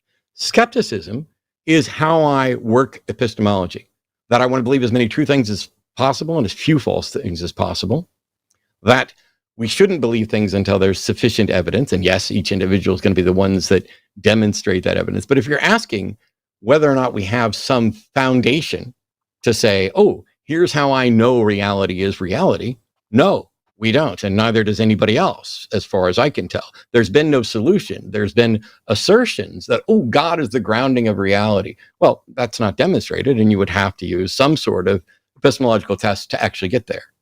And so I'm a skeptic in the sense that I want there to be sufficient evidence to believe things, and that reason, evidence, scientific inquiry, those are the paths that lead us closest to the truth. Science, by the way, doesn't make any proclamations of truth. It creates models based on testability and falsifiability that are the best current descriptions of reality. And the true test of a scientific theory is how well and how broadly it explains the facts with the fewest assumptions and leaving the least holes and avoiding the most contradictions. That's why we do this. That's how and why we go about this. Now, I'm a skeptic. That's where my epistemology comes from. I'm a humanist, which is at least, I'm a humanist because of my views on morality, but humanism also further informs my views on morality. But on the epistemological front, I'm an atheist. And by that, I mean, I am not convinced that any God exists. I am in some cases convinced that specific gods definitely do not exist because either they are logically contradictory or they are contradictory to things that we see about reality. I've also just posted a number of videos to my channel, one of which will probably be going live this Friday if it's not already live, which is about evaluating candidate explanations. So I've spent 20 some odd years here describing different aspects of my epistemology. If you'd like to ask a specific question to see how either of us would answer it, we will happily ask that. But you know what I'm not going to do? I'm not going to let you try and talk over me and make accusations when I'm sitting here trying to answer your question and all you did was interrupt me. How's that for bullying? Now you can speak. Okay, so again, I asked a very specific question. Can you give an account for how nature discloses itself? It seemed like from that yapping. Okay, so I'm going to mute you. You asked me, can I give an account for how nature exposes itself? Was it exposes that he said? Make an account for how I think our brain handles reality or something. Michael, was it how nature exposes itself? Discloses itself, dude. Listen to okay, cool. Discloses. There you go. How nature discloses itself. Nature doesn't disclose itself. Nature isn't an actor disclosing information in the way that I am disclosing information to you about what's in my head. Nature is something that we perceive and we interpret our perceptions of it, some of which is accurate and some of which is inaccurate. And so we use abstract methods to determine how accurate we are in certain things, which is why we can know what the probability of certain events are. It's how we can know whether or not vaccines cause autism. The methods that we use in science to evaluate evidence, to remove as much bias as possible, we can never remove all bias, is us interpreting and trying to understand nature. Nature isn't disclosing itself to us as if it were, oh, here, let me tell you all about you. So it seems to me that what you're actually asking is kind of a twist on, can we trust our sense information? And the answer is a little bit, to some extent. And we can also verify, at least within the framework of, I can't prove that the reality I experience is the ultimate reality, but I am convinced right now that you and I and Eric share the same reality. And in the process of us sharing the same reality, we have this advantage of saying, oh, do you see that? I think I see something right there. Do you see that? And then you guys can verify. And then I can sit here and go, oh, yeah, I had good reason for that because other people are seeing it. But we may all still be wrong. And so it's a process of starting out by acknowledging with humility, we don't know, and gradually moving closer and closer towards the most accurate, most beneficial, reliable understanding. The scientific methods, the scientific processes, are the single most consistently reliable way of modeling reality. And if somebody has a better way, I'm happy to know about it. Does that answer the question you asked? Okay, so if nature can't disclose itself, that means that we can't know anything about it by definition. I'm sorry, Michael. I asked you a specific question. See, if you're going to whine about how you asked me a specific question and I didn't answer it, then when I ask you a specific question, I would expect you to actually answer that. And you didn't. You just went on to the next thing in your script. Go ahead, Eric. Michael, you really want to hang on to this disclose word, where we had issue with that because that's kind of imbuing nature with some type of reality, with some type of action that is performing to us or for us. That kind of indicates to me you have some flow chart or script you want to work off of. Nature doesn't disclose anything to us. I would say that nature and my mind is a part of nature. There's not this clean delineation between nature and reality and my brain. My brain is a part of reality. My brain operates upon the same rules as physics. That means my brain is compatible with reality and can interact with this reality. And we see that all throughout nature. We see plants interacting with reality, having some type of sense perception in some cases, like you can touch certain mushrooms and they poof out spores. You have Venus flytraps. You can kind of imagine how perception just gradually increases as you kind of get through more developed animals. My dog that's barking over there right now, he has a perception of nature, and I have a perception of nature because we are all a part of nature and reality. So nature doesn't disclose anything to me. My brain, as a part of nature, is interacting with nature. Go ahead. So let's get back to, I gave a long explanation. And the question I asked Michael at the end of it before we unmuted him was, did that answer your question? And Michael rudely ignored that and went on to something else. So I'll ask again, Michael, did my previous dissertation answer your question? I told you it did not answer the question. Actually, you did not tell me that it didn't answer the question, at least not on the air. When I asked you, did that answer your question? I then unmuted you, and you immediately went on to make another wild-ass assertion, which is that if nature can't disclose itself, then we can't know anything about it. Now, that's a separate issue that now we're going to have to talk about what do you mean by know anything about it. But honestly, I'm wondering why I should care, since I asked you if it answered your question, and now you're saying no. So can you restate your question, please, so that we can answer it? Thank you. Are you just going to mute me again? No, I'm going to hang up on you right now. Bye. Welcome to the hang up. You are the weakest link. Goodbye. This kind of goes back to who was the previous guy that I was complaining about. Like I was like, what's your objective? You here to cause ruckus, or are you here to talk about the topic? And if you're here to talk about the topic, stop complaining.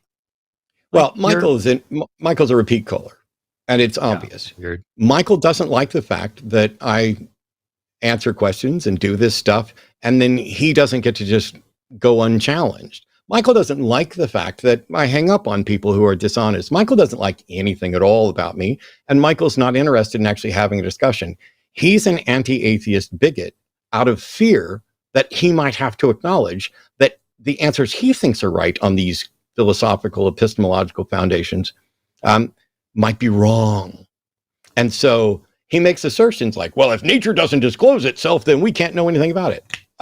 So it depends. I bet Michael might be one of those people who thinks knowledge is certainty. And if Michael means we can't be certain, then I agree. I don't think we can be certain about anything. But I think knowledge is a belief that is held to such a high degree of confidence, it would be worldview altering to discover it was wrong. That's kind of how I define it. In philosophy, they tend to define knowledge as a justified true belief. And the problem with that is, depending on how you define truth, you may or may not have access to it. And there's always the issue of justification. How did you justify that? And so while that is one particularly useful beginning definition of knowledge, it's not what most people mean by knowledge. So if you want to say that if nature doesn't reveal itself, there's nothing that we can understand about nature, you are wrong. I can understand many things about this reality that I experience inaccurately, but yet have a decent understanding of them, even if the reality I experience isn't real. Just like I can have an understanding of how a dream works. You learn the rules of the system. I have an understanding of how the Marvel Cinematic Universe works. I have an understanding of how the Star Wars universe works. I have an understanding of how the Buffy universe works. And one of the things that really annoys us, those of us who are like sci-fi fans, when we're getting into some world, is when the authors of that world break their own rules. When all of a sudden the magic system changes out of convenience or whatever else, few things are more irritating than that. And yet all of us can sit down and watch those programs. We can watch Game of Thrones where dragons are real, understand that this isn't representing our world. And if those dragons all of a sudden turned into glowing light things, shrunk down to the size of a tennis ball, we'd be like, well, that's different. But if all of a sudden all the dragons stopped flying, we'd have to be like, hang on, what happened in that world to change this? And if the people in the world said, dragons have never been able to fly, what are you talking about? We'd be really mad when they invent a prop out of convenience. Yeah. Jim Barrows and I, we hosted an episode of Skeptic Cave-In just a few nights ago on Sunday, and we were talking about just this. I didn't realize, this is the first time I interacted with him, delightful guy. I didn't know he was such a big sci-fi nerd like I am. And yeah, we started complaining about the new Star Wars trilogy, Inconsistencies, and I did also bring up Game of Thrones, how in either season 7 or 8, one of the final seasons, when Daenerys had to hop on one of her dragons to go see Jon Snow above the wall, we know how big that world is. We know how, flying dragons ain't realistic, but there's a consistent system to the whole story and the whole world. And in that one season, Daenerys flew across the country in like 2 hours. And when that happened, I was like, what? It just ripped me out of the story. I was like, what happened here? They just not just broke their own rules, because every once in a while I get to bend your own rules to make the story kind of work. But man, they shattered. Like this dragon must have been going at supersonic speeds to get up to fill this plot point. And yeah, when we see that, it kind of breaks our brains a little, and it makes us angry. I have gotten so angry at certain sci-fi shows, Game of Thrones, Star Wars, and Star Trek, the newer stuff, for breaking very established rules in their universe. And it's just, like I said, it breaks your brain. It's terrible, and we hate it. So sci-fi authors do better. Yeah, the key thing is that this assertion that it's like the people who want to suggest that if we can't have absolute certainty, then we don't have any way of having a reasonably accurate model.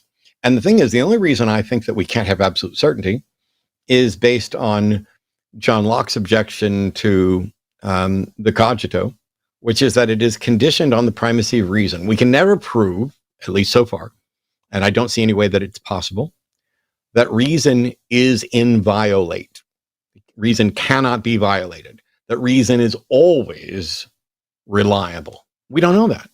And one of the things is that you would have to assume that it's true in order to try to prove that it's not. And so there's this base presupposition that the sensory information that I'm receiving is accurate, and therefore I can assess with the help of others and repeated inquiries. Repetition, replicable results is one of the key aspects of science. I can use that to determine how accurate my brain's model of reality is based on that sensory information. We're so good at it, I'm wearing glasses. I also have another pair of glasses. This one's for the phone. This one's for the computer. I don't need one for when I'm driving. And I got tired of it. So the other day I went and I ordered a new pair of glasses that are progressive lenses. You'll see them soon. I wear them when I'm here. I can see the computer. I can see my phone, and I don't have swatch glasses. But we can tell how reliable my vision is. And nowadays, you can just put a machine on me and it will basically mathematically map my eyeball to find out, oh, there's a defect in your cornea here. Here's the type of lens you need. Here's this and this. We can look in and we can see the fact that I'm starting to get a cataract, the beginnings of a cataract on this eye. We see that we can look into the eye and see what portions of my retina have been damaged by diabetic retinopathy. How close am I to potentially not being able to see at all? All of those things we can do. All of those things are functions, are components of reality. And it doesn't matter that we can't be absolutely certain. You go with the best you can. And one of the big differences between myself and people who aren't skeptics is I set a higher bar for what I'm willing to go with because I care more about whether or not my beliefs are true than whether or not they feel good. And I care more about whether or not I have good reason for something than whether or not I am terrified of admitting that I don't have a good reason for something. What is the grounding of reality? I don't know. Is this the ultimate reality? I don't know. But all the people who are saying that it is and they can ground it, they have failed to understand that in the same way there is no solution to the problem of hard solipsism, there is no solution to the problem of epistemological foundation. You are a flawed thinker in a dynamic system trying to make sense of it. You're going to get some of it right. You're going to get some of it wrong. We are just fortunate to be living at a point in history where the shoulders of the giants that we're standing on to see are immensely higher than that of our ancestors. And yet throughout all of it, we've been able to look at reality and get it right. Every time I cross a street and don't get hit by a bus is confirmation that I'm getting good sensory information. And every time I cross the street and do get hit by a bus is proof that there's something, I say proof in a colloquial sense, confirmation that there's something wrong. Either I was distracted or I had a vision block but you know what we don't ever assume? That bus just materialized. Like I was crossing a completely empty street and a bus materialized going 30 miles an hour and knocked me off the road. When you're driving down the highway and you're considering all the things that could happen, you're considering, can these drivers swerve in front of me? I'm watching them. Is there a chance a deer might run across the road? I need to look out for kids because I'm in a neighborhood. We're looking at all this. At no point have any of you ever thought, what if a brick wall materializes in front of my car while I'm doing 80 miles an hour? You don't ever consider that a realistic expectation because there's no reason to do so. God is that brick wall. God is people taking something that we have no good reason to believe is real and just assuming it's real out of fear that they might be wrong to say it's not. And the thing is, you don't have to say it's not real. You can just say, I don't yet have sufficient reason to believe it. Just to add to that, I would say that also a big difference between your typical skeptic and your theist. this might be overly broad, but I'll run with it anyway. I'm fine with saying that I hold all of my positions to certain degrees of confidence, whether it be a belief or a claim to knowledge. I hold everything to some percentage of confidence. And I can't think of almost anything that I would hold to 100%, which seems like that's usually, I was getting precept vibes from art, grounding of knowledge and reality and all that. And you can't do that without a Christian God. I don't care about that type of grounding. Problems with the presuppositional arguments aside, it's okay to have an imperfect starting point and work from there. It's okay to say, okay, I think that, these presuppositions that I hold to these various levels of confidence lead to what we have today. And I look at the results of what those base assumptions and also the epistemological system and process that we use to get to where we are today. The saying is the proof is in the pudding. I don't think that if the system was overly flawed, we wouldn't have computers like we're using right now to talk to each other. I don't think we would have the medications and the medicines and the technologies that save lives that we do. I look at the product of this system and go, wow, this system to some degree works. This system to some degree is accurate. And I hold that to a certain level of confidence. We can go back retroactively and go, oh, wait, maybe we had something wrong. We can make an adjustment over here and watch the ripple effect and how it improves our final result. Like, that's all fine with me. I don't need to ultimately ground my rationality and my reasoning or anything like that, because I can look at what we have now and I can look at how we got here. And I can see how it's a self-improving process, how we can go back and how things correct itself as new knowledge and new information becomes available to us. And I see that as the only honest way to handle reality as far as I can tell. Trying to start with these absolutes and then grief other people over not being able to completely ground their epistemological process and standard. Like, how, if we had to do that, then how do children learn how the world works without first doing that? You have to start from some imperfect position. And it's okay to do that. It's fine to say, hey, everything that I'm accepting might be wrong. I will wait to see what the information and the new evidence bears out before I make any declarations about it. But for right now, I think X, Y, and Z are correct. I think A, B, C are incorrect. Like, it's okay to do that. There's no problem with it, because that's the process we've used to get to where we are now. And we're continuing to move forward. We're continuing to improve. I don't care about ultimate justification, because I see the process work. And if it didn't work, we wouldn't have what we have around us. So that's kind of where I'm at. I don't value that type of certainty. I don't think we need it. It's also analogous to, loosely, it reminds me of this. When discussing principles of liberty, you have two options. You either grant all freedoms and then restrict freedoms, or you start with no freedoms and begin granting freedoms. And the problem, there's a couple of problems with the difference between those two systems. But if you go with the one where you have no freedoms and you can only grant freedoms, how do you come up with how do you grant yourself the right to grant yourself freedoms? So you at least began with the right to grant yourself freedoms. But if instead, and that's completely ineffective, because then we would have to go through and enumerate, am I allowed to wear this shirt on Thursdays? What if it's missing a button? And the only practical way to make sense of this is to say you have all freedoms and liberties, and we will begin restricting them as we find them problematic. And it's a similar search when we're trying to understand the world.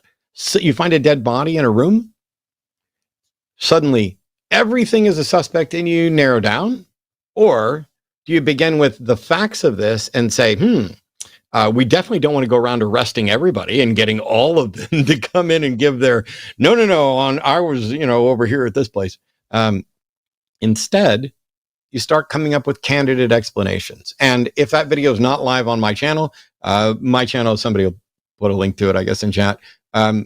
It will be probably this Friday. If it's not live, I'll make it. No, I want to keep the Friday. I was going to say I'll make it live tonight. I'll keep the Friday schedule. If you want to see it, go on Patreon. It's like $1. Okay. We have 2 atheist scholars on hold right now. There are no theists on hold, which means if you're a theist and you're out there and you think, you think Michael was on to something and we just wouldn't let him finish, but you can actually be slightly more respectful and stuff. Cool. You can call in and defend your beliefs. If you're a theist and you call in, you'll be the next one. But we're going to go ahead and talk to atheists right now. So Juan is calling from Argentina. Oh, Juan. ¿Qué pasó? Hi, Matt. Do you hear me? Do you hear me fine? I hear you fine, but I stupidly tried to speak Spanish, so forgive me. My English is not perfect, so I hope we can understand each other. Maybe we can. Probably we can. So based on my chat with the producer, I maybe have a little bit of delay. So if you try to interrupt me and I keep talking, it's not because I mind, it's just because I haven't heard you. I know. It's fine?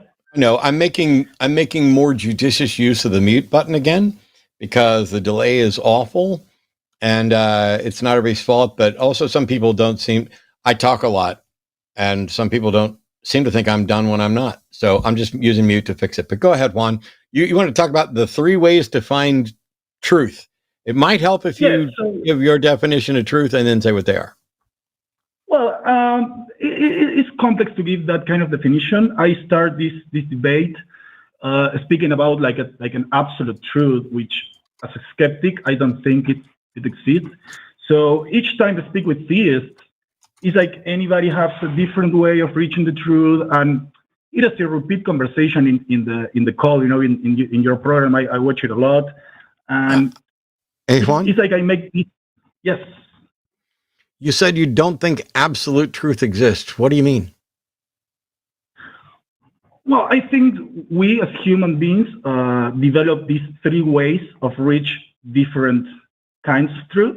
One would be scientific, like exact science, which we can call kind of absolute truth, kind like gravity, I don't know, Big Bang, things that we can prove. I used for example, water boils at 100 degrees, and that's something you could predict and you can measure, and this will repeat each time you do it, and anybody can do it. That kind of absolute truth, we can say, maybe.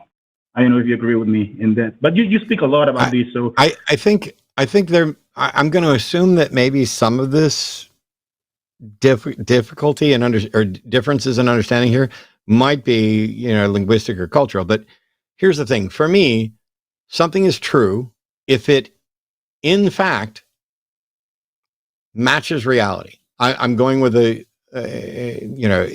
something is true if it aligns with reality. You're talking about you said you had 3 ways to find the truth. I'm interested in what that is, but truth was in quotes, and so you don't think there's an absolute truth. I think there is an absolute truth. I just don't think we necessarily have the ability to reach it. And so science and our other investigative processes are varying ways of trying to get closer and closer to truth. But if you think there's no absolute truth, then how can you think there's something to get closer to?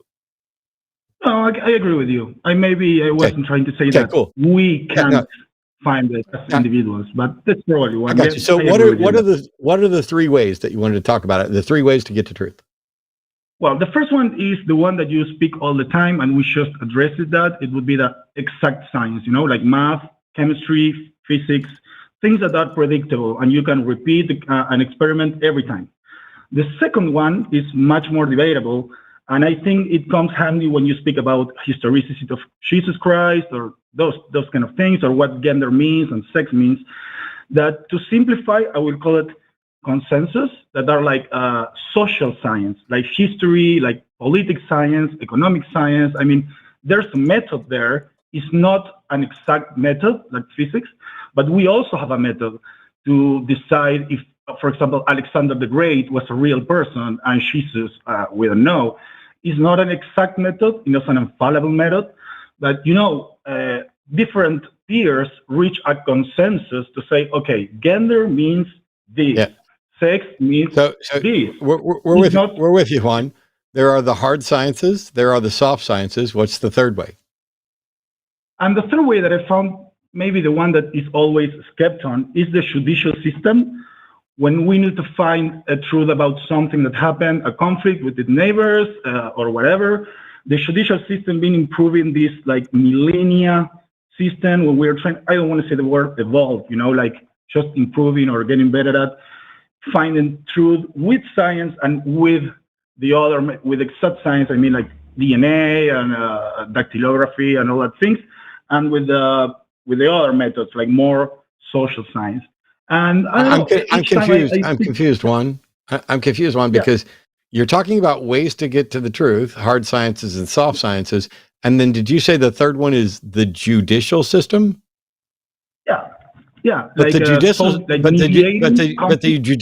judicial systems have in experts in hard sciences and soft sciences to testify. It is merely a process. It is not a method of discovering the truth. It is us sitting there making use of hard sciences, soft sciences, and bad things that aren't reliable in order to put together a narrative and come to a conclusion. But the judicial system, I do not accept as a path to the truth. What do you think about the method that the different judicial systems in different countries have developed to make this process more transparent or more judged? Like for example, the jury system or the lawyers that are forced to be given with the state. Like all the things we about how the justice system proceeds to find those truths. Do you find that maybe a little more convincing? The judicial system is it's not a path to truth.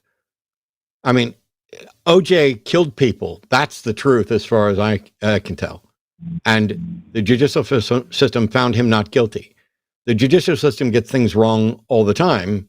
The goal is to get things correct. The goal is to get things wrong less, but we're dealing with what the consequences of something would be. And so all the judicial system is saying, okay, we're going to go this way, but it's not a path to truth. Paths to truth are things like hard sciences, things like soft sciences, because as long as you're not making a declaration that goes beyond, that is, you can only have a measurement that is as reliable as the tool you use to measure it. And so the hard sciences produce more accurate, but inaccurate assessments of truth. The soft sciences, because they often involve how we're going to categorize things, are still producing truth, but it's a truth about who we are and how we think. And it's not like a social science consensus can tell you about what 4 + 8 equals. I mean, and a social science consensus isn't going to tell you anything about chemistry or physics. And so they're slightly different categories, but at least they are both methods by which we try to achieve the truth. The justice system is about trying to achieve justice. We recognize that that there's no mechanism within the justice system that necessarily or reliably leads to truth. All the justice system does is make use of testimony and the hard and soft sciences in order to try to come up with the best conclusions possible. But I don't think it's a path to truth. Yeah, you can maybe think of it this way, Juan. Hard and soft sciences, we agree with, but the judicial system, it takes the results of both of those, and then it evaluates and looks at the preponderance of the evidence in order to determine, typically, the fate of a defendant. So, and it depends on the type of trial you're in. At least here in the United States, you have criminal trials, which they want to reach 99% beyond the shadow of a doubt certainty when it comes to prosecuting somebody. And then we have civil trials where it's 51% or higher when it usually comes down to, was this person responsible for this action? Do they have to pay money because of it and all that kind of stuff? But the judicial system is just a blending of the two hard and soft sciences to determine whether justice can be met. And in many cases, it doesn't, because evidence is insufficient, or because there's just, we don't have everything that we need, or sometimes on a technicality where a lawyer will mess up and now it's not really a pursuit of truth. It's, hey, the lawyer messed up, did something unethical, hid evidence, all kinds of stuff happens where a mistrial can occur. Sometimes a mistrial with prejudice, and now that defendant's off the hook. So it's not it's hard to say that it is a method for finding truth when it's the blending of the first two that you mentioned. It's just a process by which we determine the fate of somebody, which is a very specific goal, not really finding truth. It's, does this person pay for a crime or not, basically. The common standards of evidence are to a reasonable suspicion, probable cause, to a preponderance of the evidence, clear and convincing evidence, and beyond a reasonable doubt. And depending on what the accusation is, you have to demonstrate things to different standards of evidence. And what that is, as Eric was pointing out, is us recognizing that we don't have access to the truth. And so because the consequences of the decisions of the judicial system are significant, if somebody is accused of murder where the penalty might be death, then you need to have a standard like beyond a reasonable doubt, where something else you might only require to a preponderance of the evidence, the 51% that Eric was talking about. So yeah, I don't think it's a path to truth, but I understand that it's valuable. Yeah, and Juan, I mean, I see the reasoning there. I see where you're coming from, but you're basically just blending 1 and 2 together and calling it 3. And I think you can just drop 3 altogether. Just stick with 1 and 2. Yeah, honestly, I called you to improve my hypothesis, and I think it worked in that way because you show me. I mean, I was about to say that maybe judicial system is a mixture of both, and you confirmed that I should say that. And the other thing is, this hypothesis, it's a tool to speak with theists about how we find the truth. But it's true. I mean, it's maybe even more complicated if I add this third. It's more like debatable. If I just keep it in like hard science and soft science, and I don't add this third thing, that it will add more debate to a thing. So I think I agree with you on what you say, and you changed my mind in that way. That's maybe simpler way to explain this. We might also be wrong, and we might also have a slight communication gap. But I appreciate the call on different ways to do the truth. Can I ask you something, Lance? Sure. What elo do you have in chess.com? You mentioned at the beginning of the show you play in chess.com. That's completely that's completely irrelevant to anything. I only play bullet. I think I'm under 800 right now. I've been 1200 bullet. I don't study. My elo in chess is irrelevant, and elo isn't. There's not just one elo. You can look me up on chess.com. I play under my own fucking name. Not relevant to the show. All right. We have another theist caller. Brady is calling in from Utah. Brady's pronouns are he, him. Says religious experiences are valid, he thinks. And I'm going to assume, Brady, that by valid, you don't mean the valid as in a logically structured argument, but that what exactly do you mean by valid? Well, that's a great question. I think what I mean by valid is sort of what you said last week, and I think that religious experiences can point to there being a God or creator, depending on how you define those terms. And how would you define those terms just based on your understanding of the text of the Bible or Scripture in general? It doesn't matter. It doesn't matter. So first of all, I need to know what you mean by religious experience. I need to know what you mean by valid. And I need to know what you mean by creator, because you're asking me how I define creator. I'm not the one here defending a creator. If you're defending the creator, you get to define it. And then I can either say, okay, we can evaluate that creator, or there's a problem with your definition that makes it immune to evaluation. So when you say religious experiences, what type of thing are you talking about? So,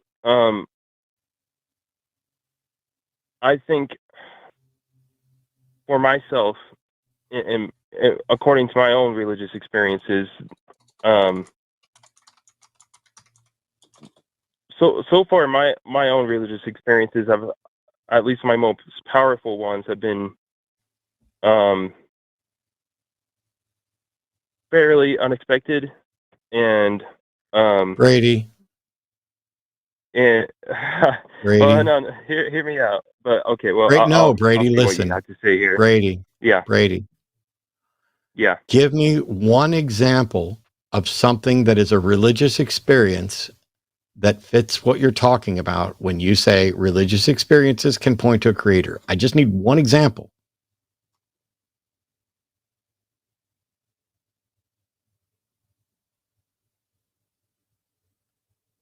Call us back when you find an example.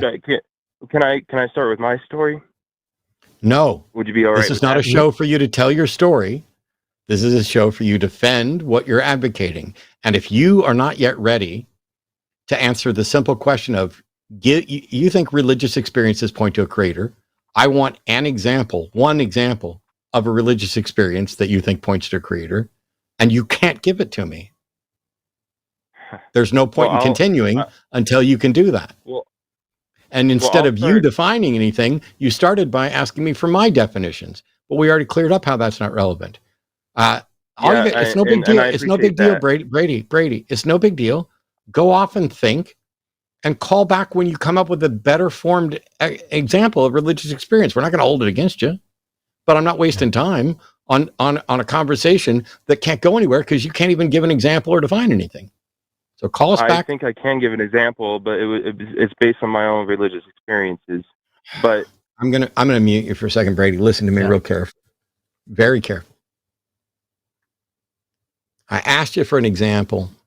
There was dead fucking silence, as if you'd never considered the possibility that I might ask you for an example, which means you weren't ready, but that's okay.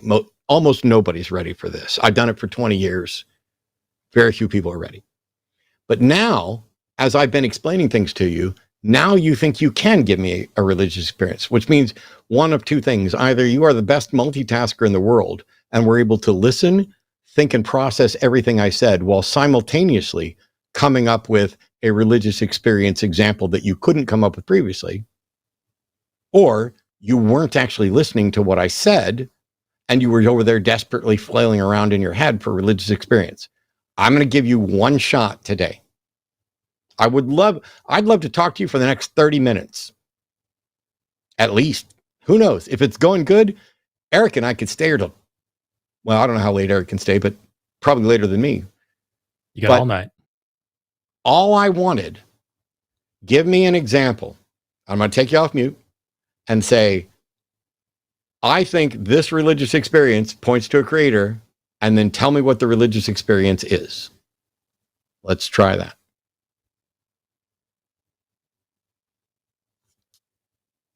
You are unmuted. Yep. Yeah. I think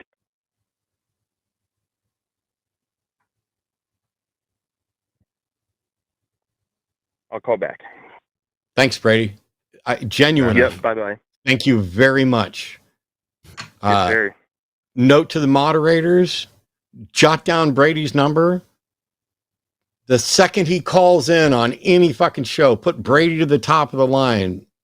Because unlike some other people, there's a willingness to say, oh, yeah, no, I needed to think about that, or I need to do this. And now Brady knows. And we appreciate it. Yeah. So I hope you have a great night, Brady. Thanks. Call us back. Could I ask?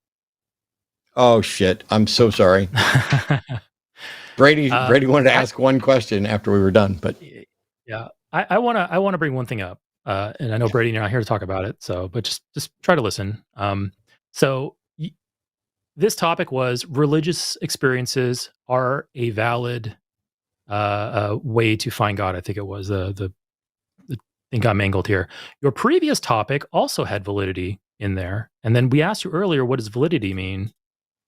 And you don't think you can give us an answer on that. So maybe I'll give you my idea of validity. It's very logic based. Maybe take that and then try to apply that to what you're doing. When we say valid, we're talking about the structure of an argument. So when you have an argument, you have premises and a conclusion. A valid argument is one where if the premises are true, the conclusion must be true. It is inescapable, and it only means the conclusion must be true. That's validity. When you say religious experiences are valid, what I think is this process can only lead me to this one conclusion. And there's a problem there. There's a problem there because there are so many religions and so many religious experiences, and they all point to different conclusions, conflicting conclusions. The same process. Not saying this is what you're saying, but people will say, I did this drug, I had this experience, and now I believe in a God. Or I meditated and I prayed for several hours here over at this location, and then I had an experience and I saw God. Other people had bad mushrooms on a pizza and they saw God. Like, there's so many different experiences that lead to so many different conflicting conclusions that when I hear about religious experience, I tell myself they can't be valid because they don't conclusively lead to a single conclusion. They will lead to all kinds of conclusions because it's not enough to reach whatever God you're trying to reach. Experience alone is not enough to reach some God conclusion. You need something more. And that's usually what Matt and I are harping on about, talking about evidence, talking about why does this process doesn't work with other religions. A lot of people will call in and say, I had this experience, or I prayed, and then I felt, the burning of the bosom, or I felt the Holy Spirit upon me. And then I ask, how are you any different from a Muslim who does the same exact thing and feels their God's presence inside of them? That all tells me that this process is invalid. So think about what you mean by validity or valid. And next time you call in, explain to us, this is what I mean by valid. Because I got a feeling that you're using that word, and I don't think it means what you think it means. So, well, I'm fine with people using words in non-standard ways as long as we're able to define it. I mean, I don't think we should try and invent a whole new language here, but we can do what we can. Absolutely. That's a great point. I'm not saying you must use my definition, but words have meanings, and they have common meanings. No, they don't. You can look it up. No, they don't. They don't? Oh, you disagree with me? Well, when you look up... Words don't have meaning. Words don't have meanings. They have usages. Okay. All right. I'll go ahead and go with that. But like when you look up in a dictionary, the dictionary is not prescribing the word definition to you. It's describing the common usage of the word. Yeah. Okay. Yes. Yeah, we're on the same page. Yeah, I agree. It's a little bit about how people like to talk about it. Perhaps my wording was a little inaccurate there. So anyway, like when you say a certain word, we're immediately going to get a certain idea. And if your idea of that word doesn't quite align up with ours, you're going to have to explain why your definition should be used. And in most cases, we're fine. I've had so many conversations where I'm like, that's not my definition, but I will roll with it and use your definition. Let's just go, So yeah, think about what you mean by valid. Come back and explain it to us. And then we'll get a little further in the conversation. Yeah, I mean, language is just about conveying concepts. The words, the phonemes, none of that matters. And there's no like intrinsic meaning or any of that. We use words. Words are our playthings. That's how we can write good songs. That's how we can write songs with incredibly confusing lyrics or clear lyrics. When CeeLo Green, wrote "Fuck You," pretty clear. When, the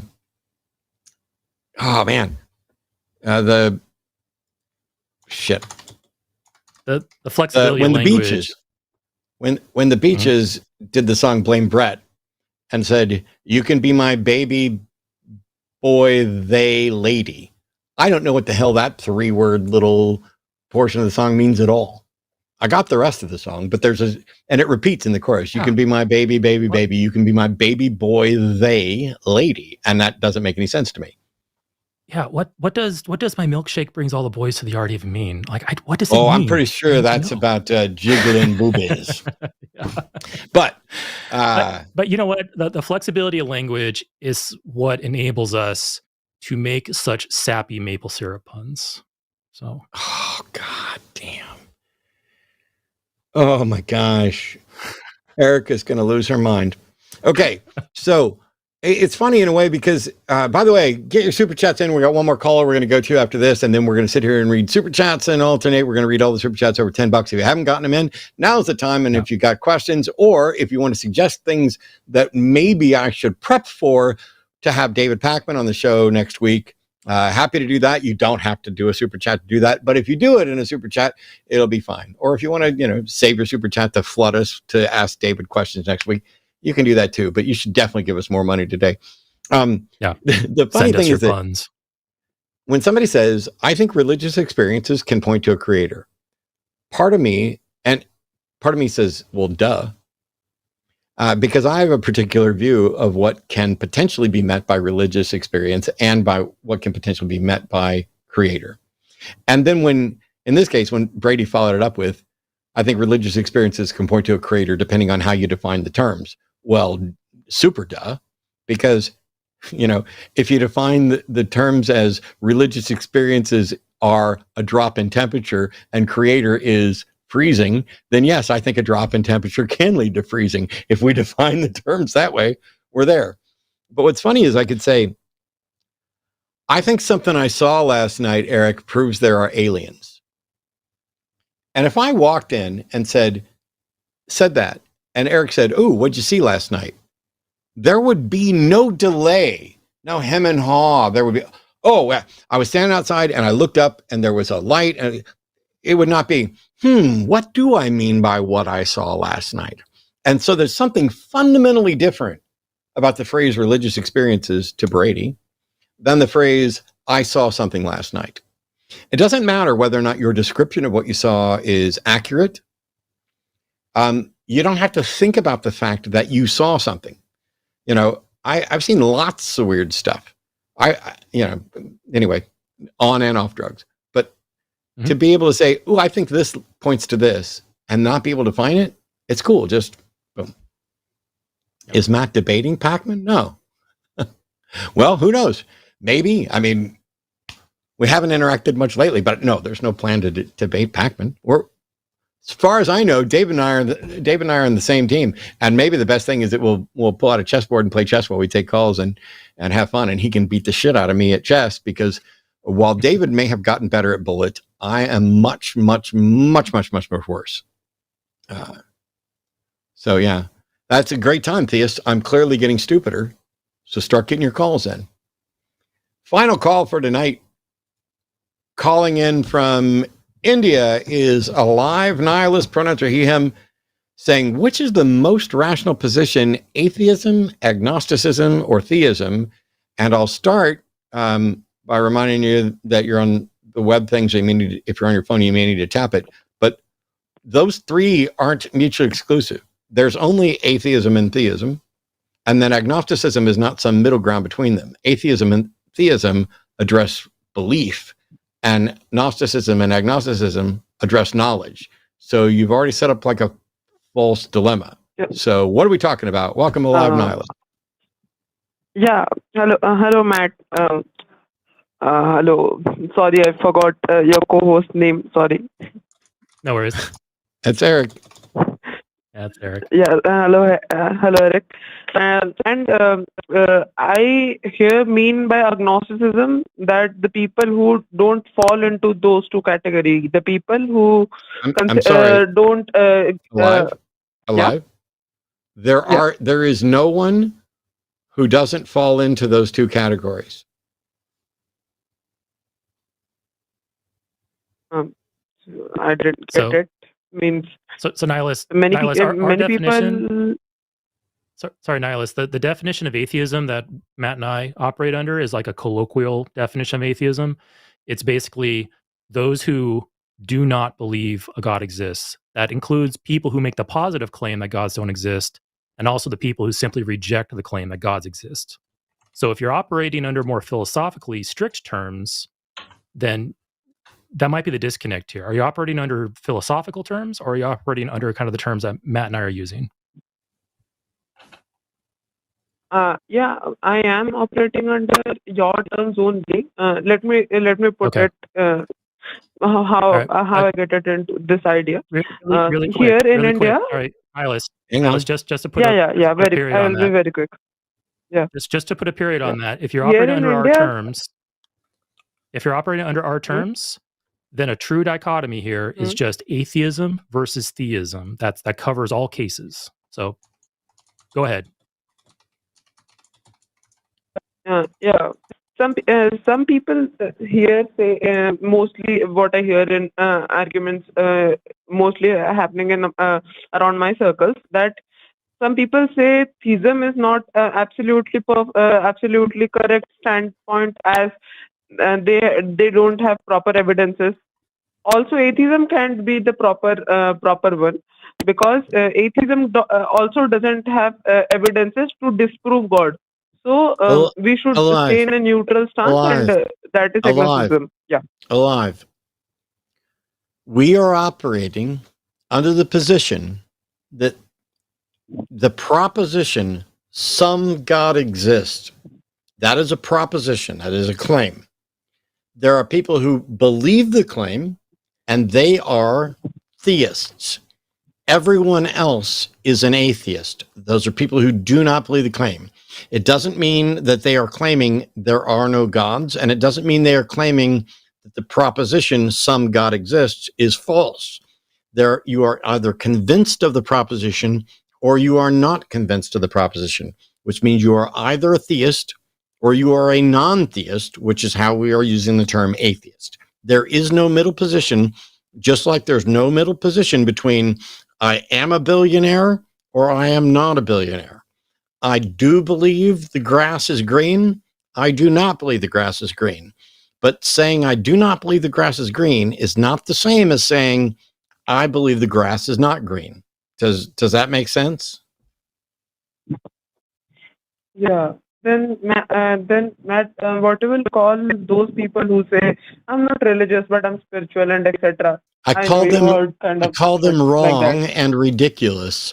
When they say I'm not religious, I'm spiritual, first of all, that has nothing to do with whether or not they're a theist or an atheist. You can be religious as an atheist or a theist, and you can be spiritual as an atheist or a theist. So you've moved from atheist theism to two different issues. But for the people who say, I'm not religious, I'm spiritual, I want to know, I don't know what you mean. But none of that is relevant to whether or not they're an atheist or a theist, because they could be either.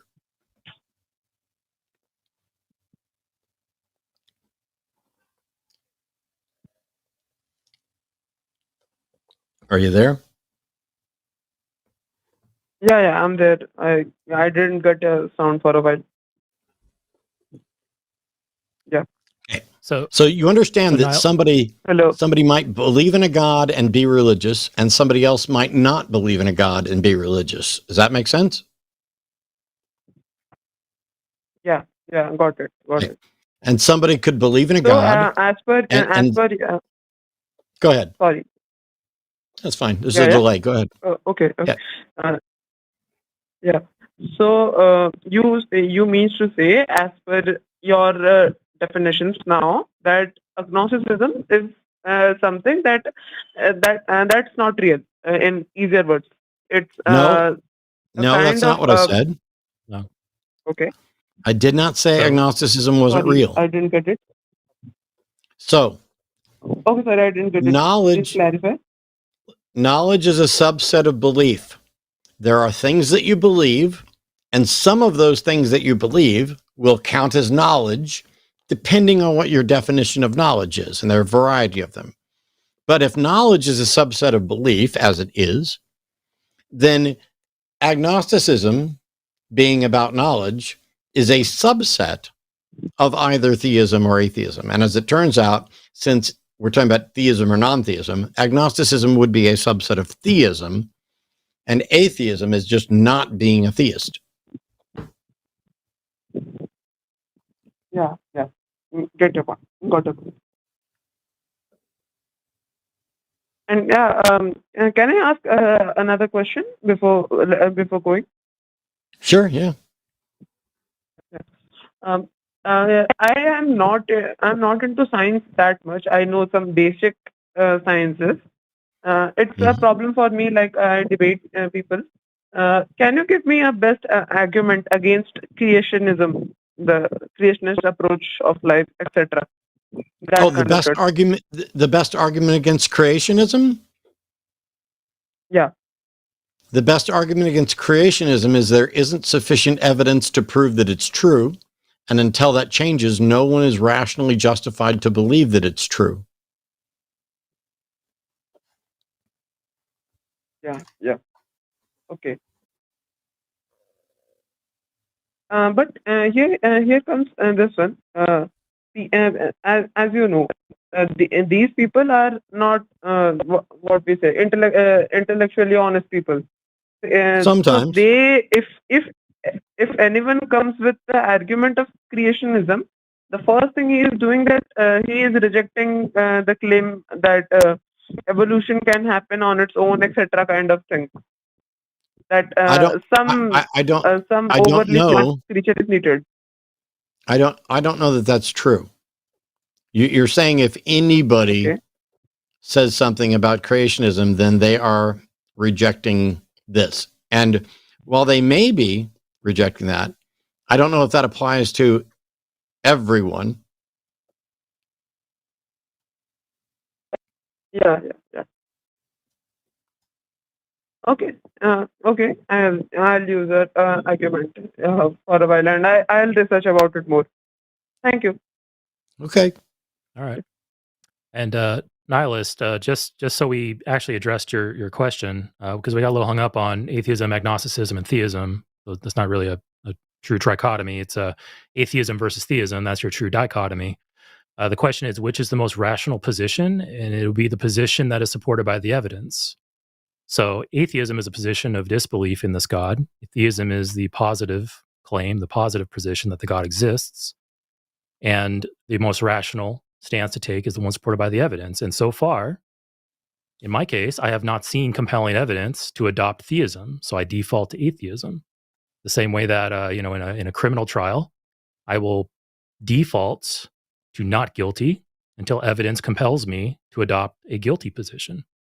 So, so you got to examine the claim, examine the evidence, and then based on your epistemology and your rationality and skepticism, that's how you'll come to the most rational position. And maybe one day, and like I said, right now, the most rational position from my point of view, what I have available to my brain, is atheism. That might change one day. One day I might be presented with something that will give me no choice but to adopt theism. I don't know what that would look like or if that'll ever happen. I doubt it, but I'm not eliminating it as a possibility. But I'm rationally, as far as I know, holding the position of atheism. And something might come along and change that, but it hasn't happened yet. I don't anticipate it to. We'll see. Yeah, it's a common question. I guess because I've done this for so long, it's often surprising, just how the basics can be confusing, but also because there's a lot of people who are engaging at, like, they're new to it, and they've been misinformed with people who are saying, "Oh, atheism is the claim that there's absolute certainty there is no God." Well, no, it has nothing to do with absolute certainty in the slightest. And absolute certainty may not even be possible. But all atheism is doing is, at most, saying, "Hey, well, sorry, I shouldn't have said at most. All atheism is the position of saying, I'm unconvinced of theism. That's the starting point. It'd be like saying, consider the statement, I have money. Now, if you have money, it's true. And if you don't have money, it's false. Cool. So for the claim, it's either true or not true. And in the sense where there's a truth value that we can determine, we call the true, not true dichotomy true, false. For other things that don't have an accessible truth value, it would be a mistake for us to call them true, false, which is how you get into paradoxes like the liar's paradox, things like that. This sentence is false. When you say something like that, you've now got a paradox. And it's because that the truth value of that sentence isn't accessible. It doesn't lend itself to being true at all. Just like if I said purple monkey dishwasher, is that true? There's nothing there that has the context of truth. Along with this series of videos that I'm doing on candidate explanations, we're going to be going through. I got an interesting one I'm thinking about doing this Thursday about divide by zero and how you can or can't or should or, well, not a should, how you can or can't do that and what it means and what sort of things are not possible. When you look at the world, there's either a God or there's not. Those are the only two options, just like A and not A. It's all encompassing. There's either a God or there's not. But whichever of those two is true, you may believe either one of them. You may believe either of them for good reasons or bad reasons, potentially. And so, whether it's true or not, whichever one you believe, the only issue that you have access to evaluate is whether or not your position is rational. And so the important thing to remember is that you don't have to pick between two things. There is a default burden of proof and a null hypothesis, the thing that we assume is true. In the same way that when we're granting rights, you either grant everything and narrow it for good reasons, or you grant nothing and dole them out, which is completely ineffective. When you're evaluating true claims, you either start by accepting one of the propositions until you disprove it, which is an irrational, unreliable, and fallacious problem. To say, ooh, this is what I'm going to believe and keep believing until you prove me wrong. Instead, you can say, the number of blades of grass on the planet is either even or odd. But I cannot accept the statement, the number of blades of grass on Earth is even. And I can't accept the statement, the number of blades of grass on Earth is odd, without further information. So I'm rejecting both of those. And as such, neither has any sort of null hypothesis because it's just about a raw fact. A null hypothesis is about when something has some connection to something. So now when you say X exists, the assumption is that it doesn't exist until such time as it's demonstrated, because the alternative would leave us floundering. And this is why we get back to one of the earlier callers on epistemology, Michael, where we are investigating nature to come up with the best explanations we can. They are imperfect, they are uncertain, but nobody's demonstrated a better way. And all the God botherers that think they have a conduit to the absolute knowledge of the creator of the universe, they have deluded themselves or been deluded by someone else to believe that they solved a problem that honest, rational people recognize does not yet have a solution and may never have a solution. And that's the big difference. If there's a God, man, if there's really a God, and there was good reason to believe it, I won't speak for Eric, but I'll believe the second there's good reason. I may still hate, the concept. I may not worship. I may not think that the being is good, but I'm not going to bow down to a king. But there is a king of England right now, which is weird saying because for all of my life, it was a queen. There is a king of England. I absolutely am convinced there's a king of England. There's a president of the United States right now. Donald Trump is president of the United States right now. I absolutely believe it. I fucking hate him. I want nothing to do with him. I think he's garbage. I think he's stupid. I just rattle off a list. Nothing about that compels me to say, because Trump is president, therefore he's good. So even if you were to prove that there's a God, that doesn't prove that it's deserving of worship or that anything else is. It doesn't mean that it's, got our interests at heart. It doesn't mean that it necessarily cares about anything in my life, and doesn't mean that I care about it at all. And if that's the case, and there's a God out there who knows that even if he shows up and demonstrates conclusively to everybody that he's real, there are still people who won't follow, why doesn't he do that? Why doesn't God do the trivial thing for a God and stop making us waste time engaging with dishonest trolls, people who can't even define basic terms and concepts, the difficulty of trying to explain the ephemeral nature of what we experienced and did we feel like we felt the Holy Spirit, all this. It's weird that even the biggest douche in the universe, John Edward, when he's standing there, that's a South Park designation for him, when he's standing there pretending to talk to people who are dead is more specific and more credible than anything we've ever gotten on behalf of a God. If you were God, would you allow this confusion to continue? Would you allow the misrepresentation to continue? Would you allow people to keep speaking on your behalf and obviously getting it wrong over and over and over and over and over again? If you wouldn't do that, why would you believe in a God that is? Oh, because I don't think God's doing that, Matt. I think he's revealing himself to people, and you're just closed to God. Okay. I'm closed to worshiping a God.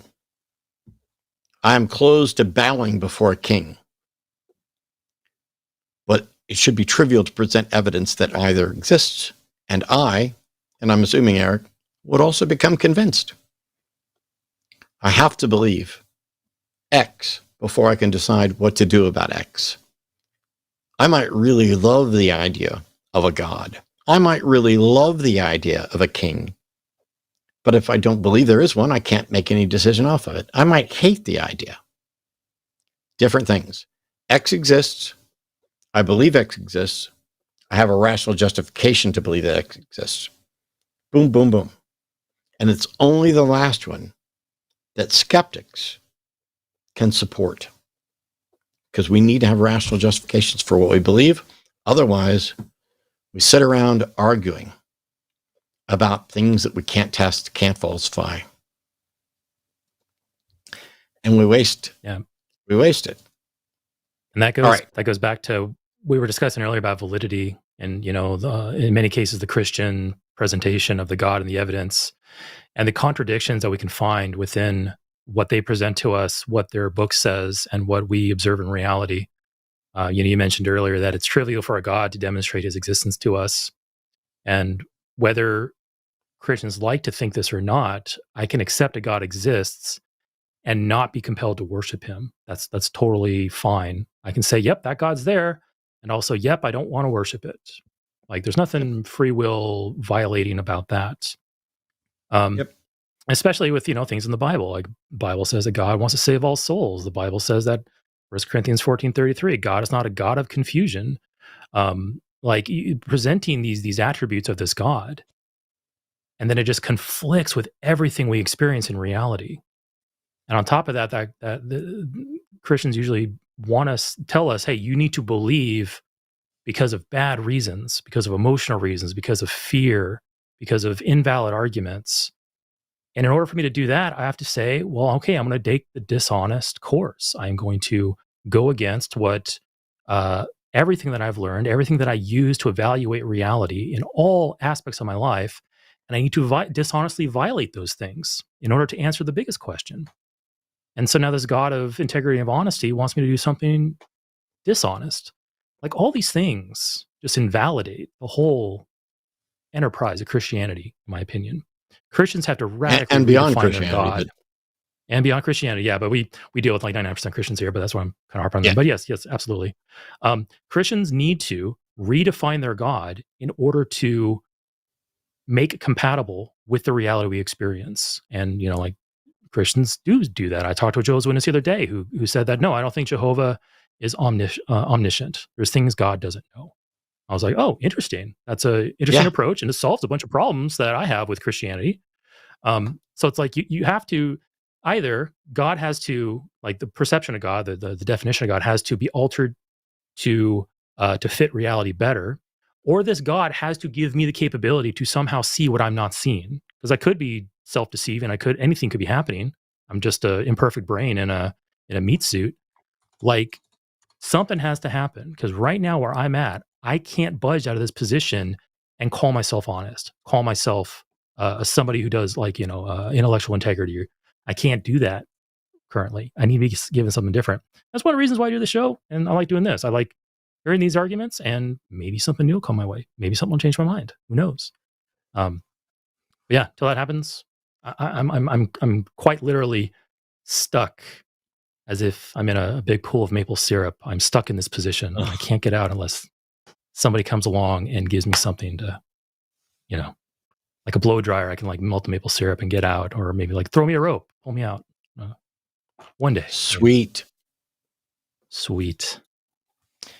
So we're going to move on to Super Chats now. Thank you, everybody who sent Super Chats in. You can still get yours in if you have questions. But first, I want to let you guys know about the other shows coming up on the line this week. Tomorrow's Transatlantic Call-In show at 2 p.m. Central is going to feature... Who the hell is Arden Hart?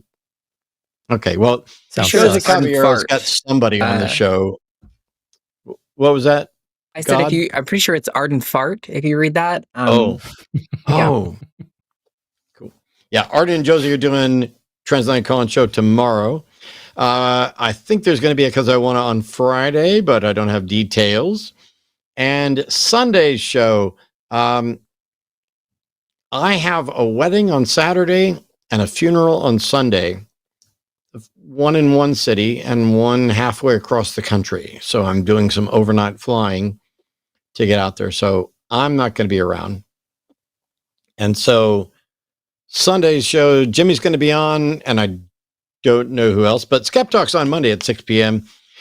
Chewed Gum on Tuesdays with Alyssa and Eve. And on the 26th, I will be back here for another episode of The Hang Up with David Packman. Let's get some Super Chats done, unless the producer wants to chime in and let me know what I missed.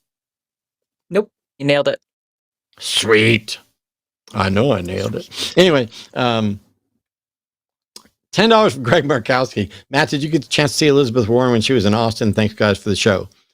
No, I didn't know Elizabeth Warren was in Austin. I'm in and out on political news because there's so much going on. We have the North American Reptile Breeders Convention. I've got a wedding, a funeral, all the shows and the other videos and everything else. Trying to keep abreast of the news, but also trying not to panic and be overwhelmed. Trying to find as many things to laugh at, because if I don't laugh, I will curl up in a ball. But yeah, I didn't know Elizabeth Warren was here. Arden, did you know? Nope. Not a clue. Damn. Please, Senator Warren, please come back and hang out with us. I'm sorry I missed you. All right. All right, $10 from Cursed Chaos. Howdy, native Texan here, who is also trans, and would you and Arden allow me to hitch a ride with y'all out of Texas? I'm kidding, obviously. I'm not. I can't guarantee or promise anything. I have no idea if or when we will leave or anything else, but I can say this.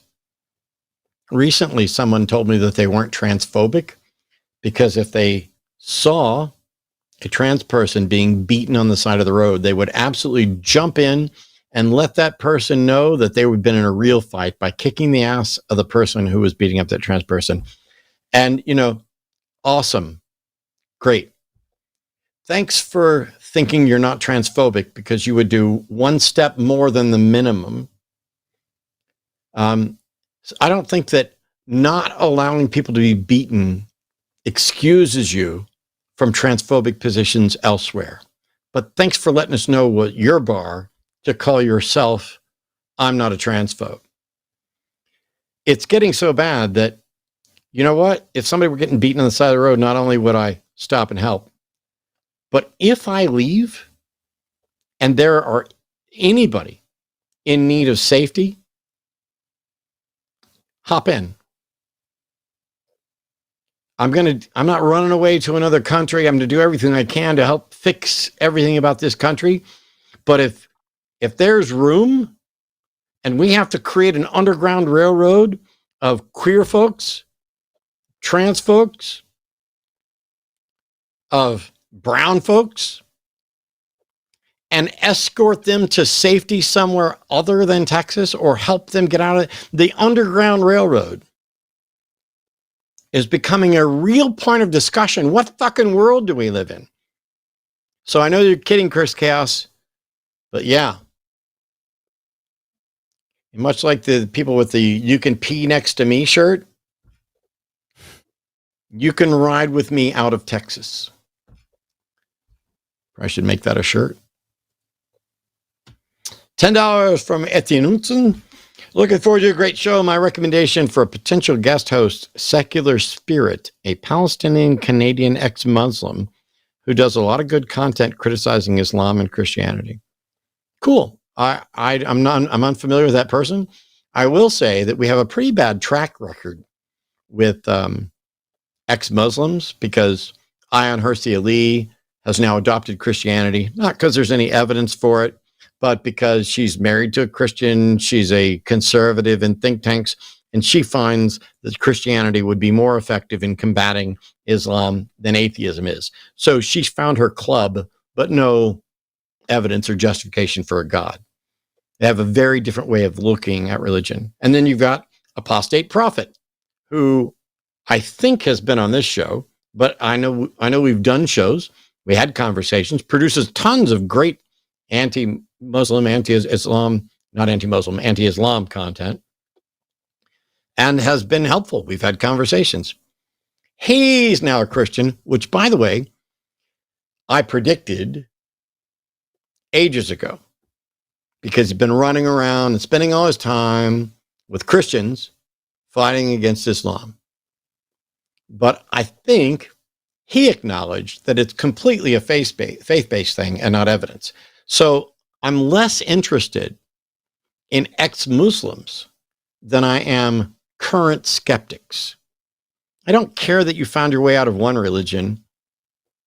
I care that you care about what's true and that you are willing to focus on finding out what's true and that you're not willing to accept something as a matter of convenience or for personal benefit. Because what they've said is absolutely a case of caring more about what's comfortable and beneficial than what's true, which is why you probably won't see a debate between us. Because they got no game, or not they got no game, because they've got no case. So, sorry, I wordled that in my head. All right, the Raven 200, $10. By the time you read this, I'll be on stage performing a Nez Pierce story. I'm Coyote. Wish us luck. Since Eric is here, Jimmy, go take a fire-style dragon flame loud singing jutsu by Mara Uchiha. I gotta dig into my brain what jutsu that was. Fire-style dragon flame loud singing jutsu. I got a feeling that's a blend of an actual jutsu from the manga and what Raven is doing right now. But good luck, Raven. I am here rooting for you. We trade. I'm a big Naruto fan. I read the manga since it started until its conclusion about 7 years ago now. Not he says sequel, Naruto like Naruto. A fucking gaijin. Naruto. I do say like gaijin. But no, Naruto. And yeah, so I love trading little genjutsu or jutsu stuff with Raven.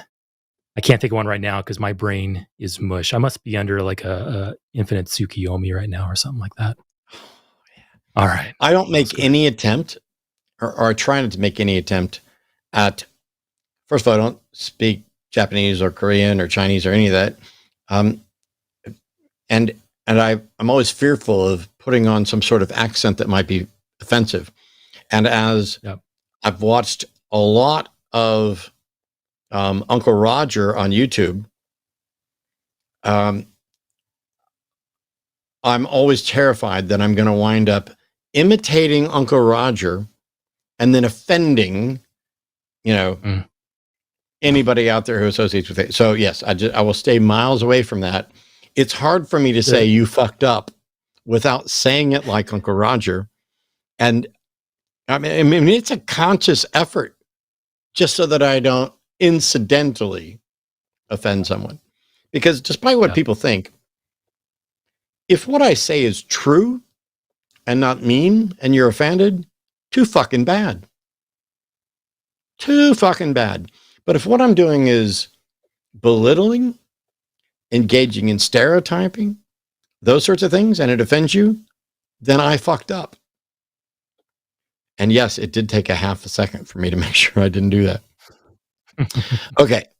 Since Matt is here, you see that sweet Sweet, sweet, seductive, sexy like button. That like button enthusiastically, consensually wants all of you. It wants you to hit it from behind, pull its hair, and call it queen. Do it. Mash that like button right now. Teach it who daddy is. There you go. I hope Raven sees that later. I would just say tap that like button like a ripe maple tree for that sweet, sweet, sweet syrup. God.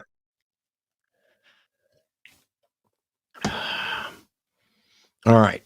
I'll let you read this one. All right. $19.99 from JD's Identity Crisis. JD's Identity Crisis. That's an awesome name. Question. Was there anything history related you learned later in life that your history class either didn't teach you or taught you something incorrect you were surprised by? One for me was the Tulsa Massacre. Something that history class taught us or didn't teach us that we were surprised was incorrect. Interesting. Arden check messenger. Anything history related you learn in life that your history class either didn't teach. There's plenty of things that I wasn't taught that I learned later when I studied myself. Yeah. And there's a lot of things about religion that I wasn't taught. Yeah, the Tulsa Massacre was a significant one. I'm having a hard time coming up with anything immediately just because my head's in one mode and this is a question in a different one, and it's just not registering. Yeah. We do tend to be, at least here in the United States, we do tend to be insulated from more of the horrific events of history. You know, like I believe the Tulsa Massacre was like the Tulsa firebombing, right? That was a racially motivated action to basically wipe out a affluent black neighborhood. Was that basically what happened there? We all things like was it like the Dresden fire bombings in World War II? Some of the details of like the Hiroshima and Nagasaki bombings were left out. So a lot of stuff, are omitted because I mean you got teenagers, young teenagers there. You don't want to like present. It's a dilemma because you don't want to whitewash history. You don't want to water things down. You want to, because that's the path to repeating these historical events. But then again, you also don't want to like just dump reality on these young minds. So it's a delicate balance of what to show them and what not to show them. But yeah, so it's some of the stuff that I learned, growing up. Go back and you look at and you go, oh wow, there's actually a whole lot more detail here that I didn't realize. It can be a real eye opener. But yeah, there's all kinds of stuff I'm sure we can talk about along this. I just mentioned a few. Dresden firebombing's pretty big one. Let me Dresden, right? There you go. $10 from RainQ. Have either of you heard of the rationalist community? Curious what you think. If so, I heard a few podcasts about them lately. Can't tell if the main dude actually knows what he's talking about or not. I don't know if I know what community you're talking about. What community? Sounds like a Discord server.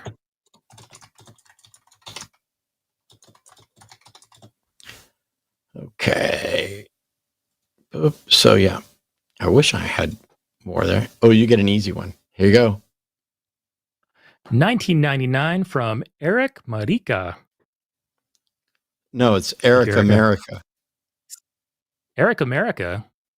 Marica. Eric America. I see. I don't get it. But anyway, thank you.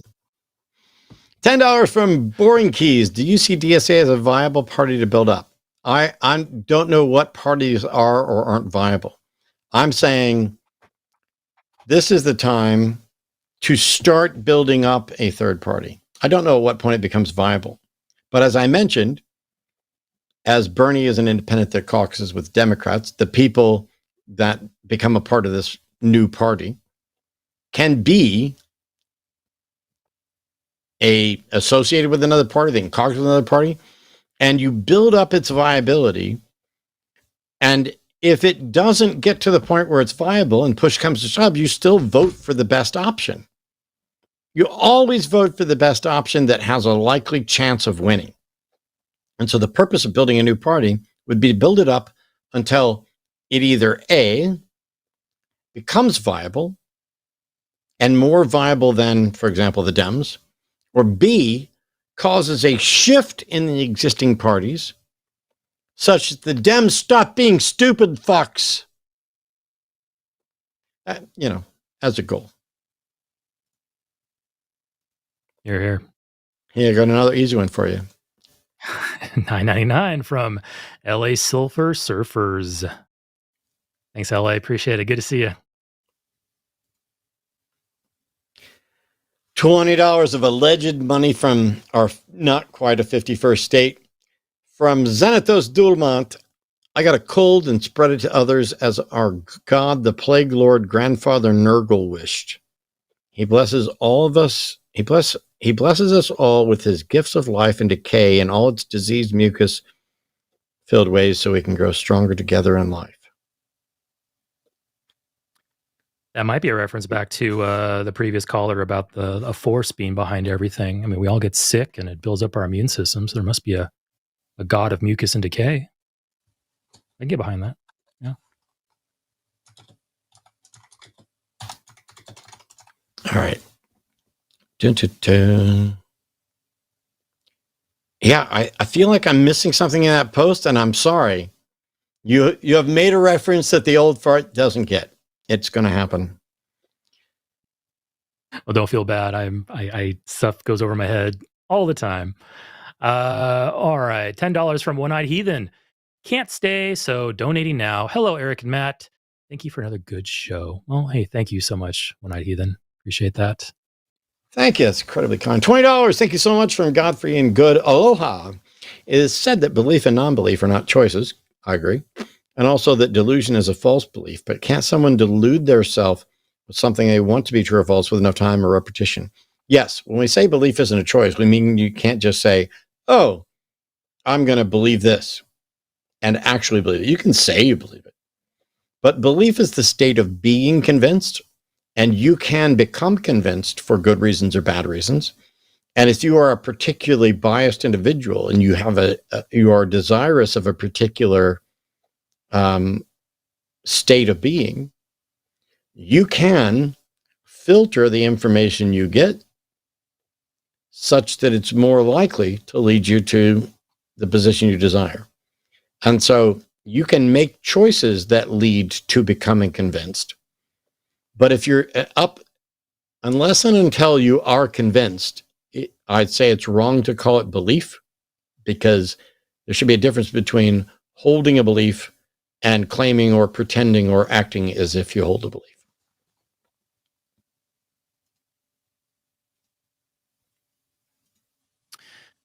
$10 from the Batman 1119. Hi guys. Couldn't the problem of hard solipsism be resolved by the brain wouldn't simulate responses that would be damaging to the mental health, such as terrible theist arguments, suffering, etc.? Couldn't the problem of hard solipsism be resolved by the brain wouldn't? So basically, like, solipsism can't be true because the brain wouldn't injure itself by, subjecting itself to terrible things like bad theist arguments or suffering. I don't think that's really valid. Because maybe just somebody's just a masochist and they just really like torturing themselves. Couldn't the heart problem of hard solipsism be resolved by the brain? Basically saying that bad thoughts, bad experiences generated by the brain is incompatible with solipsism. A brain wouldn't do that. Sure. So what you're kind of doing here is something that I've done as a bit of a joke. It's not true, but it can be compelling. And so what I used to say is, I can solve the problem of hard solipsism. This whole notion that I can't prove there are other minds.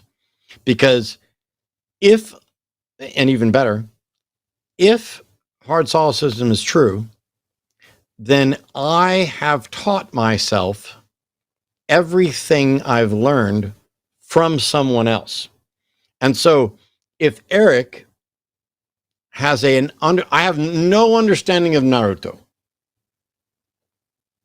if Eric were to explain something to me about Naruto, and I went out and researched it and found out that it was true, then in some hard solipsistic models, if I am not being fed a reality from someone else, but am in fact just generating all of this, that I am the only being in all of existence, then I am inventing something that I don't know anything about. Someone is explaining it to me, and I'm finding out that they're right. Now, you can say, oh, yes, but you're inventing the Naruto and all that stuff as well. When you change it to Eric can teach me calculus, it starts to feel like, yes, this confirms that there are other minds that I'm interacting with, because people speak languages and communicate with each other in ways that I don't understand. People understand things that I don't, and they explain it to me, and then I learn. That, I think, is an incredibly strong argument against it, but yet it cannot defeat the problem, because it is still all conditioned on the primacy of reason, the reliability of your sense information, and the fact that the thinking thing you're doing can invent all of this, as is evidenced by the fact that you and I both just came up with scenarios. But yeah. $10 from SJL. Agnostic theist and agnostic atheist are honest positions. The Gnostic positions just have bad definitions of knowledge. It could be. I don't like the phrase agnostic atheist, because that can only apply to strong atheism. It can only apply to atheism as I am convinced there are no gods. And so you can say, I believe there are no gods, but I don't claim knowledge. I don't claim to know there are no gods. And because atheism can include that, and it can also include not being convinced of gods. I tried using anti-theism as a word for that, but Hitchens popularized what I think is a crappy version of anti-theist, being opposed to religion. Whereas I think the term should be actively believing theism is false, which is separate from religion, because in much the same way I can believe there's a king and not follow, I can believe there's a God and not worship. And so theism and religion are different things. Theism is about what you believe, and religion is about what you do on behalf of that belief. And so when Hitchens popularized the thing that anti-theism is in opposition to religion, if I'm remembering that correctly, and you guys can nitpick it later, I'm not really worried about it. He's dead. And we never got to talk about it. But I don't find that one useful. So it's really different. Hard atheism and strong atheism is about as good as I can do. And so agnostic atheist doesn't make sense with a soft atheist position, because you're not making a positive belief claim. But agnostic and anti-theist or hard atheist is viable in the sense because you are making a positive claim, which, by the way, means you've adopted a burden of proof, and maybe making a big mistake, because why adopt a burden of proof when you don't need to? It's like walking into court and saying, Your Honor, I'd like to prove that I'm absolutely innocent. When you don't have to do that, you only have to make them prove that you're guilty. And if they fail to do that, you go free whether you're guilty or not. Yeah, you'd also say that avoiding the burden of proof in a discussion is the superior way to do things. $10 from the syrupy way to do things. Superior. Is that too much? Oh my God! The prophecy is fulfilled. I'm amazed this shows up on. I'm amazed this shows up on camera, because the label is green, and I have a green screen. It is messing with stuff, but I'll move it out of the way. Wow. You got such a good partner, Arden. Like, hey, bring me some maple syrup. Right on it. Yeah. Oh, no, I have the best, but don't tell her. Either that, or you just keep maple syrup next to your desk all times. Yes. This is how I became a diabetic. I just keep a jug of maple syrup here, chug that shit. I'm sitting here, I'm like, my blood sugar's not quite to 500 yet. Let me get off. You'll also see that this one isn't open yet, because Arden's family in Vermont had sent it, or were there in Vermont and got some and sent it. But they sent us a big jug and then sent us another big jug before we finished off the first one, because we don't eat that much maple syrup. Oh, man. Well, I may believe you. $10 from Man with a Drone. Man with a Drone. Okay. Just want to send some love and solidarity. I'm a cishet white dude. I can't imagine what it's like to be trans in today's environment. Any tips on how lads like me can support? Well, I think as demonstrated earlier, or as discussed earlier, you can do better than simply saying, if I saw a trans person getting assaulted, I would intervene. There are much better ways to. I mean, that's a great thing to do. Don't get me wrong, but there's a lot more that you can do with that. I would say I live in the liberal bastion that is Seattle, Washington. I have numerous friends and workmates that are trans. Just getting to know them, talking to them, learning. Like for me, it's still something I still struggle with. Is getting certain pronouns straight. I have really hard time with they, them, Zer. I can forget to use those in some cases. Just keep trying to improve, keep trying to understand, surround yourself by individuals that you're trying to support, get to know them, and just keep on working forward. It's an iterative process day by day. And as long as you're incrementally improving every day, incrementally increasing your understanding and your support, I think that's a great thing to do. Don't worry about big radical changes, just a little bit every day. And same thing we did throughout history when we're acknowledging the rights of groups that were always there but didn't have rights before. We've seen it numerous times and we're seeing it again. So learn from the past and just do your best. That's my 2 cents. First of all, call into the Transatlantic Call-In show tomorrow at 2 and talk to some actual trans folks. They will give you better advice than either of us probably can. But I will say, one of the things that's actually proved to be a much, much, much bigger deal than I ever thought. Arden and I, we own Epic Loot Exotics. It's a reptile breeding business. We breed snakes and lizards. We're going to be at the North American Reptile Breeder Convention in Dallas. If any of you want to come say hi to us, it's at the end of the month. The Arden went on Amazon and found us a pin, a little pin that's like a trans pride flag pin. There's others up there. If you just search for trans pride pin on Amazon, you'll find a bunch of them. There's the flag pins. There's You Are Safe With Me. There's pins that say protect trans kids. All of those things. We wear them at reptile expos. I don't care if it hurts the business at all. At all. This is one of the big differences between me and you. Yes, I know you're going to see this, is that I'm about the mission, not the money. And so even if it hurts my business, I will be visibly supporting marginalized communities. And we will probably support more. I mean, we're wearing this. You wouldn't believe. Now, at Reptile Expos, you get a wide variety of people. You get the MAGA Trump wearers, and you get the alterno cool, super queer folks, and the goth folks and everybody. It's because reptiles are freaking cool. And so even some incredibly broken people and hateful people are going to like reptiles. But there's also some great people at these things. And if you're a queer person at an expo like that, and you see these Trumpers around with their MAGA hats and all that, it turns out it's incredibly empowering and valuable for them to just see that pen. And so we wear our Epic shirts. We wear our You're Safe With Me kind of heart trans pens. And people have come up repeatedly. I love your pen. Thank you. I love your pen. Thank you. And folks who realize that our booth is absolutely a supportive and safe place for them to hang out will do so.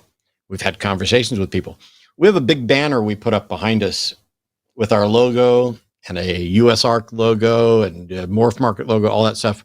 We are going to spend money to replace a perfectly good banner with an almost identical banner that includes things like the Protect Trans Kids, Trans Safe Place, LGBTQ Safe Place, all that stuff on our actual business banner. Because the world we find ourselves in right now, it's not enough to just say, ooh, I wouldn't let somebody beat up a trans person. Well, you're wrong, buddy. Because that's what's happening in a literal sense in some regards, but in a figurative sense in another, and you're not fucking lifting a finger. You know who you are. If I'm not talking to you, then I'm not talking to you. We live in a world where people are struggling just to exist authentically. And so our business, Epic Loot Exotics, and The Line will continue to be vocally supportive and safe for the entire queer community, for the entire trans community. And fuck anybody who doesn't like it. You don't want to buy a snake from me? Good. I don't want my snakes going to a hateful piece of shit. Ooh, I'm not a transphobe. I would help somebody out. Cool. Then fucking do it. Stop blaming them for what went wrong. Stop. I'm just asking questions about what's right in sports or not. Fucking help. The house is on fire. Some of us are standing here with a hose, and you're critiquing our stance or saying we didn't buy a high enough quality fire hose. Or maybe we should go stop putting out the fire and go off and research some new hoses to come back and use. It's exhausting. There's a lot you can do, but merely being out as a supportive ally is often huge, bigger than you could imagine. All right. Soapbox done.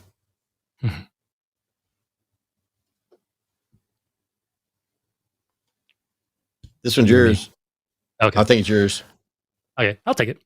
$10 from Joshua Everett. Portland, Oregon has problems, but we're fairly welcoming to people fleeing other places. I'm thinking I need to get a little more involved helping people find places to stay and work. And I think that's a fine thing. Making your city a more welcoming, more hospitable place is an excellent thing to do. Diversity is strength, I think. So yeah, and they got the saying, keep Portland weird. Absolutely. Make it weirder. Make it more diverse. It's awesome. I've been down there a few times. They stole that from Austin. They stole that from Austin, but I want them to keep it because I used to say that I don't live in Texas. I live in Austin. We're just surrounded by Texas, but we'll never surrender. Yeah. Unfortunately, we live in a new world where, despite what I used to say, it's very clear that despite living in Austin, I now also live in Texas. $20 Canadian from Greg Lisk. The first rule of Dunning-Kruger Club is you don't know you're in Dunning-Kruger Club. True. You ready? Going to say, what are you talking about? Obviously, I'm immune to Dunning-Kruger because I'm up here talking to people and lecturing people about Dunning-Kruger. Obviously, I have grown beyond that. No, it's like we're all susceptible to it. I think Dunning-Kruger. I think that comes down to, in many cases, it's just an eagerness to engage with the material that you're learning. It's something you're excited about, but you can let that kind of run away with you and you go beyond what your actual knowledge boundaries are. And with anything, maintaining a level of humility, it's like you want to do that as you learn. Because there might be these unknowns out there. There you go, Matt. It's like it's a moonshine jug. I should put 3 X's on it. I need to try this out. I every once in a while I think about it. My older brother, he instead of using sugar in his coffee, he uses maple syrup. So I want to, now that I'm seeing that, I might want to try that here pretty soon. I prefer it in a lot of stuff, but I don't use much because I'm diabetic and shouldn't have any. What's the second rule of Dunning-Kruger? Second rule of Dunning-Kruger. So I read Greg's post. The first rule of Dunning-Kruger Club is you don't know you're in Dunning-Kruger Club. Now you're going to read the second rule. Oh, there's a new one. Sorry, my brain's melted. $20 from Paul Mexner. The way my brain works, it's about the same size as the last message. I see the word Dunning-Kruger. That's what my eye gravitates to. So without reading it, my brain goes, oh, that's the same message that was just read, but this is actually a different message. Yeah, see, like it's very, very, wow. It's very similar. So yeah, and that's my brain saying, my brain being lazy, going, don't read it. You have enough information to make a big assumption about it, and sometimes those assumptions are wrong. Anyway, $20 from Paul Mexner. The second rule of Dunning-Kruger Club is you're definitely not in the Dunning-Kruger Club. True. Yes. I've never been wrong. Literally apologize for being wrong on the show, but I wasn't wrong. $10 from Adam Kopka. I think that's right. Maybe not. I want to thank both. Okay. I want to thank you both and everyone at the line for being a beacon of logic and rationale in these ridiculous times. The knowledge I've gained from you all is priceless. Oh, it's not priceless. You just gave us $10 and we're incredibly grateful for it. You don't ever have to give us another penny. But if you're a good person, you will. After YouTube, I'm the worst after one. YouTube fees, fees, that's like a bottle of maple syrup right there. I constantly forget to promote stuff. To be fair, Arden and Jimmy should both harass me much more than they do to get better at certain things, but I've got my habits, which is really funny. There was somebody who accused me of being self-promotional and doing all this for clicks and everything else. And I'm like, you're literally saying that to somebody who didn't make a penny off their YouTube channel until December, even though I've been doing this for a long friggin' time, 20 years. And who didn't even know how many subscribers that he had, because I don't ever log into YouTube and look at any of the charts or the algorithm or anything. I don't play the thumbnail game. I didn't play the algorithm game, which is why YouTube wasn't promoting my channel, which is why I have almost, but not quite 200,000 subscribers, despite the fact that they weren't promoting it. That's just word of mouth, essentially. Now that they're making money off of it, if you haven't subscribed to my personal YouTube channel, go over and do it, because I am like within 500 subscribers from hitting 200,000. It should happen by the end of the month, we think. But if it doesn't, it doesn't. If I never get another subscriber, it's still about the mission. And it was so strange to have somebody say that and then be like, ooh, when people come on your show, they're just trying to promote their book. Well, if you only want to come on so you could promote your book, I don't need you. I need people who are on mission. But if you're on mission and want to promote your book, that's all good. Mm-hmm. Besides, like there's no shame in self-promotion when you're devoting the amount of time that you do to something like this. You're basically making it a full-time job. It's like if this is basically another full-time job and you're good at it and people are willing to throw money at you to do it more, no shame in that. Self-promote. This. If you wished, this could become your main source of income. Or a secondary source of income. It's like when people complain like, oh, you're self-promoting. It's like, yeah, that's the whole point. I want more people to watch. Yeah.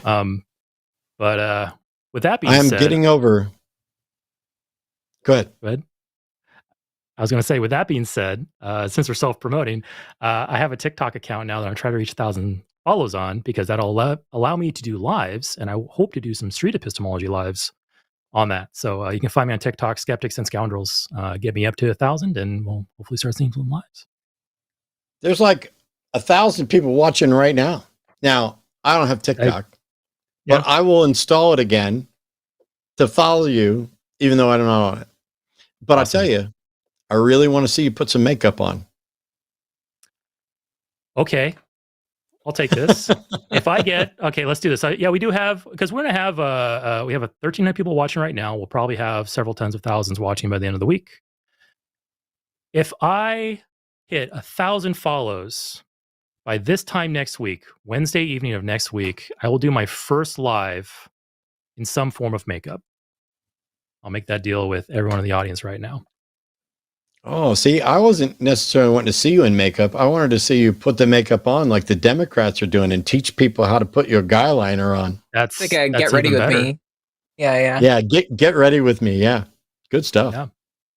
This one's yours. Okay. $10 again from Paul Mexner. My cat is letting me play with her amazing toe beans, so I am thanking her by making someone on the line read about it. You better pet that cat some more this instant. Cat's Seth Andrews made a post today he's like, when there's a loud noise, it startles your cat, and a cat had like scratched him on an arm or leg or whatever, and it was bloody. And I posted, my snakes don't do that. And when kids come up to us at the expos and they're like, hey, do your snakes bite? We always tell them the same thing. Anything with a mouth can bite. Your little brother or sister could bite. But I'm more afraid of my cat harming me than any of the snakes that I have. Or let me take that back. Almost any of the snakes. I have a mangrove snake downstairs that is, I guarantee you, if I was not careful, would definitely chomp me. Aaron came over and tried to handle it. And I think it might have been Aaron's first time handling a mangrove. And neither of us has spent much time with Boyga melanota. But man, this thing was pissed. And when we put it back in its enclosure, it just sat there with the biggest up in the air curved posture. And the thing is, snakes aren't aggressive. They either have a food response or they are defensive. And if you don't work with them, they can be defensive and they can chomp you. But we're good. All right. 10 euros from Man with a Drone. Thanks, Matt. I have called in before as Rob from Spain. Oh, awesome. I'll call Arden and Josie tomorrow. I think TACIS is your most important show right now. Wait, you're going to tell us here on the Hang Up that TACIS is the most important show? Yeah, you're probably right. Would love to see Arden chat with Majority Report. I'm pretty sure. Honey, you want to talk to Sam? I mean, Sam's great. I can't lie. Emma Vigeland is probably, I have like a professional crush on her. Like, she's fucking awesome. I would talk to Emma Vigeland anytime, but I think we have a small fry next to her. Yeah, she is the bomb in many ways. I'm always cautious about endorsing stuff like that because I used to say that kind of stuff about Cenk and Anna, and of course they're massive disappointments now, and a number of other people. But I get it. Nobody, it's a weird world, but goddamn, some people have turned out to just be. The number of people who've been fake and are pulling their mask down now, every day it's an eye-opening experience. Thanks so much for that donation, though. Yeah, that's a good. That's a great thing to say. Is because keep in mind that anybody you watch online, even me and Matt, like it's a parasocial relationship. Most of the people in the audience, like they see our forward-facing faces, and you hope that we're genuine, and we can tell you that we're being genuine. But with anybody you watch, have that little bit of doubt in there. Say, hey, this person, it has a public face. They're probably different in their private life. Hopefully, they're decent people in their private life. Keep that healthy wall up. Don't get too attached to folks you find online because you never know. We saw that in the Me Too movement. How many Hollywood actors and producers and stuff were like just complete pieces of shit behind the scenes. And some people we knew about more than others, but some of it's pretty shocking. And I've had some heartbreaks where I'm like, man, I really like that person, or I really like this person's movies, or this person's art, this person's music. And it's like, God, now I got to enjoy that art and somehow separate the person from it and not let it's difficult. So yeah, yep. Always keep that in mind, even with us. There are people I've known really well. Been one of them for a period of time. I called one of my best friends, and it turns out he was a lying fraud, and just awful. And that type of thing can make you guarded to where you don't want to have more friends. And so I could make a list of people. I won't. I'm not going to be naming names who I've been friends with who turned out to be awful. Then and for each of them, there was always something that was like, is this, but on public face, say it worked out. I can say also though, that if I gave up on meeting new people, interacting with new people and having new friends, Eric and I wouldn't have got to hang out. We wouldn't be doing shows now. I would have missed out on Jim Barrows. I would have missed out on Promise. I would have missed out on Arden. Because some of the stuff happened before we get together. You can't shut down what you can do, or you shouldn't shut down. You should improve the boundaries and improve your guard, not to the point where it is rejecting anyone and everyone who tries to get in, but just like a quick pass key of, hang on, does this person actually like me, or is there something else potentially going on? Are they also actually agreeing with me, or are they telling me what they think I need to hear in order for us to keep interacting? And, because everybody is going to be fake in some way at some point. Fucking dating is quite often like a competition of fakeness. Let me put forward the best me. And it's not until, after the first time there's a sleepover and somebody's filthy and in the bathroom or whatever, break down those things to where it's more real. Then, oh, when you like that person, then you're good. All right. Final super chat of the day. Go ahead, Eric. Sure thing. $10 from Space Barbarian, who has the avatar I Love Reality. I love that avatar of I Love Reality. I used to travel a lot. I started asking, what did I forget? Instead of, did I forget something? Likewise, Don't ask, am I wrong? But what am I wrong about? That's some great advice. That's the super chat of the day, in my opinion. I mean, don't get me wrong. I love all the rest of you and everything else, but that's big. Start with on that note. Huge thank you. You're wrong about things. Yeah, go ahead. Yeah, because you are, and what's funny is you are because you've been wrong before, and the odds that you aren't wrong again, not really that high. Huge thank you to Space Barbarian for that. Good thought for everybody to process. Hey, I'm going to do this differently. Me and that word, different and differently, is like one of my biggest pet peeves and one of the ones I fuck up all the time. So I've already told you what's going on here on the line. Hit like, hit subscribe, follow us, go to linemerch.com to buy stuff, go to patreon.com/calltheline to support us. But the big thing is tune in, tell people to tune in, and be prepared to share resources to protect people who are more vulnerable than you are. You can ride with me as we leave Texas, as we move away from terror.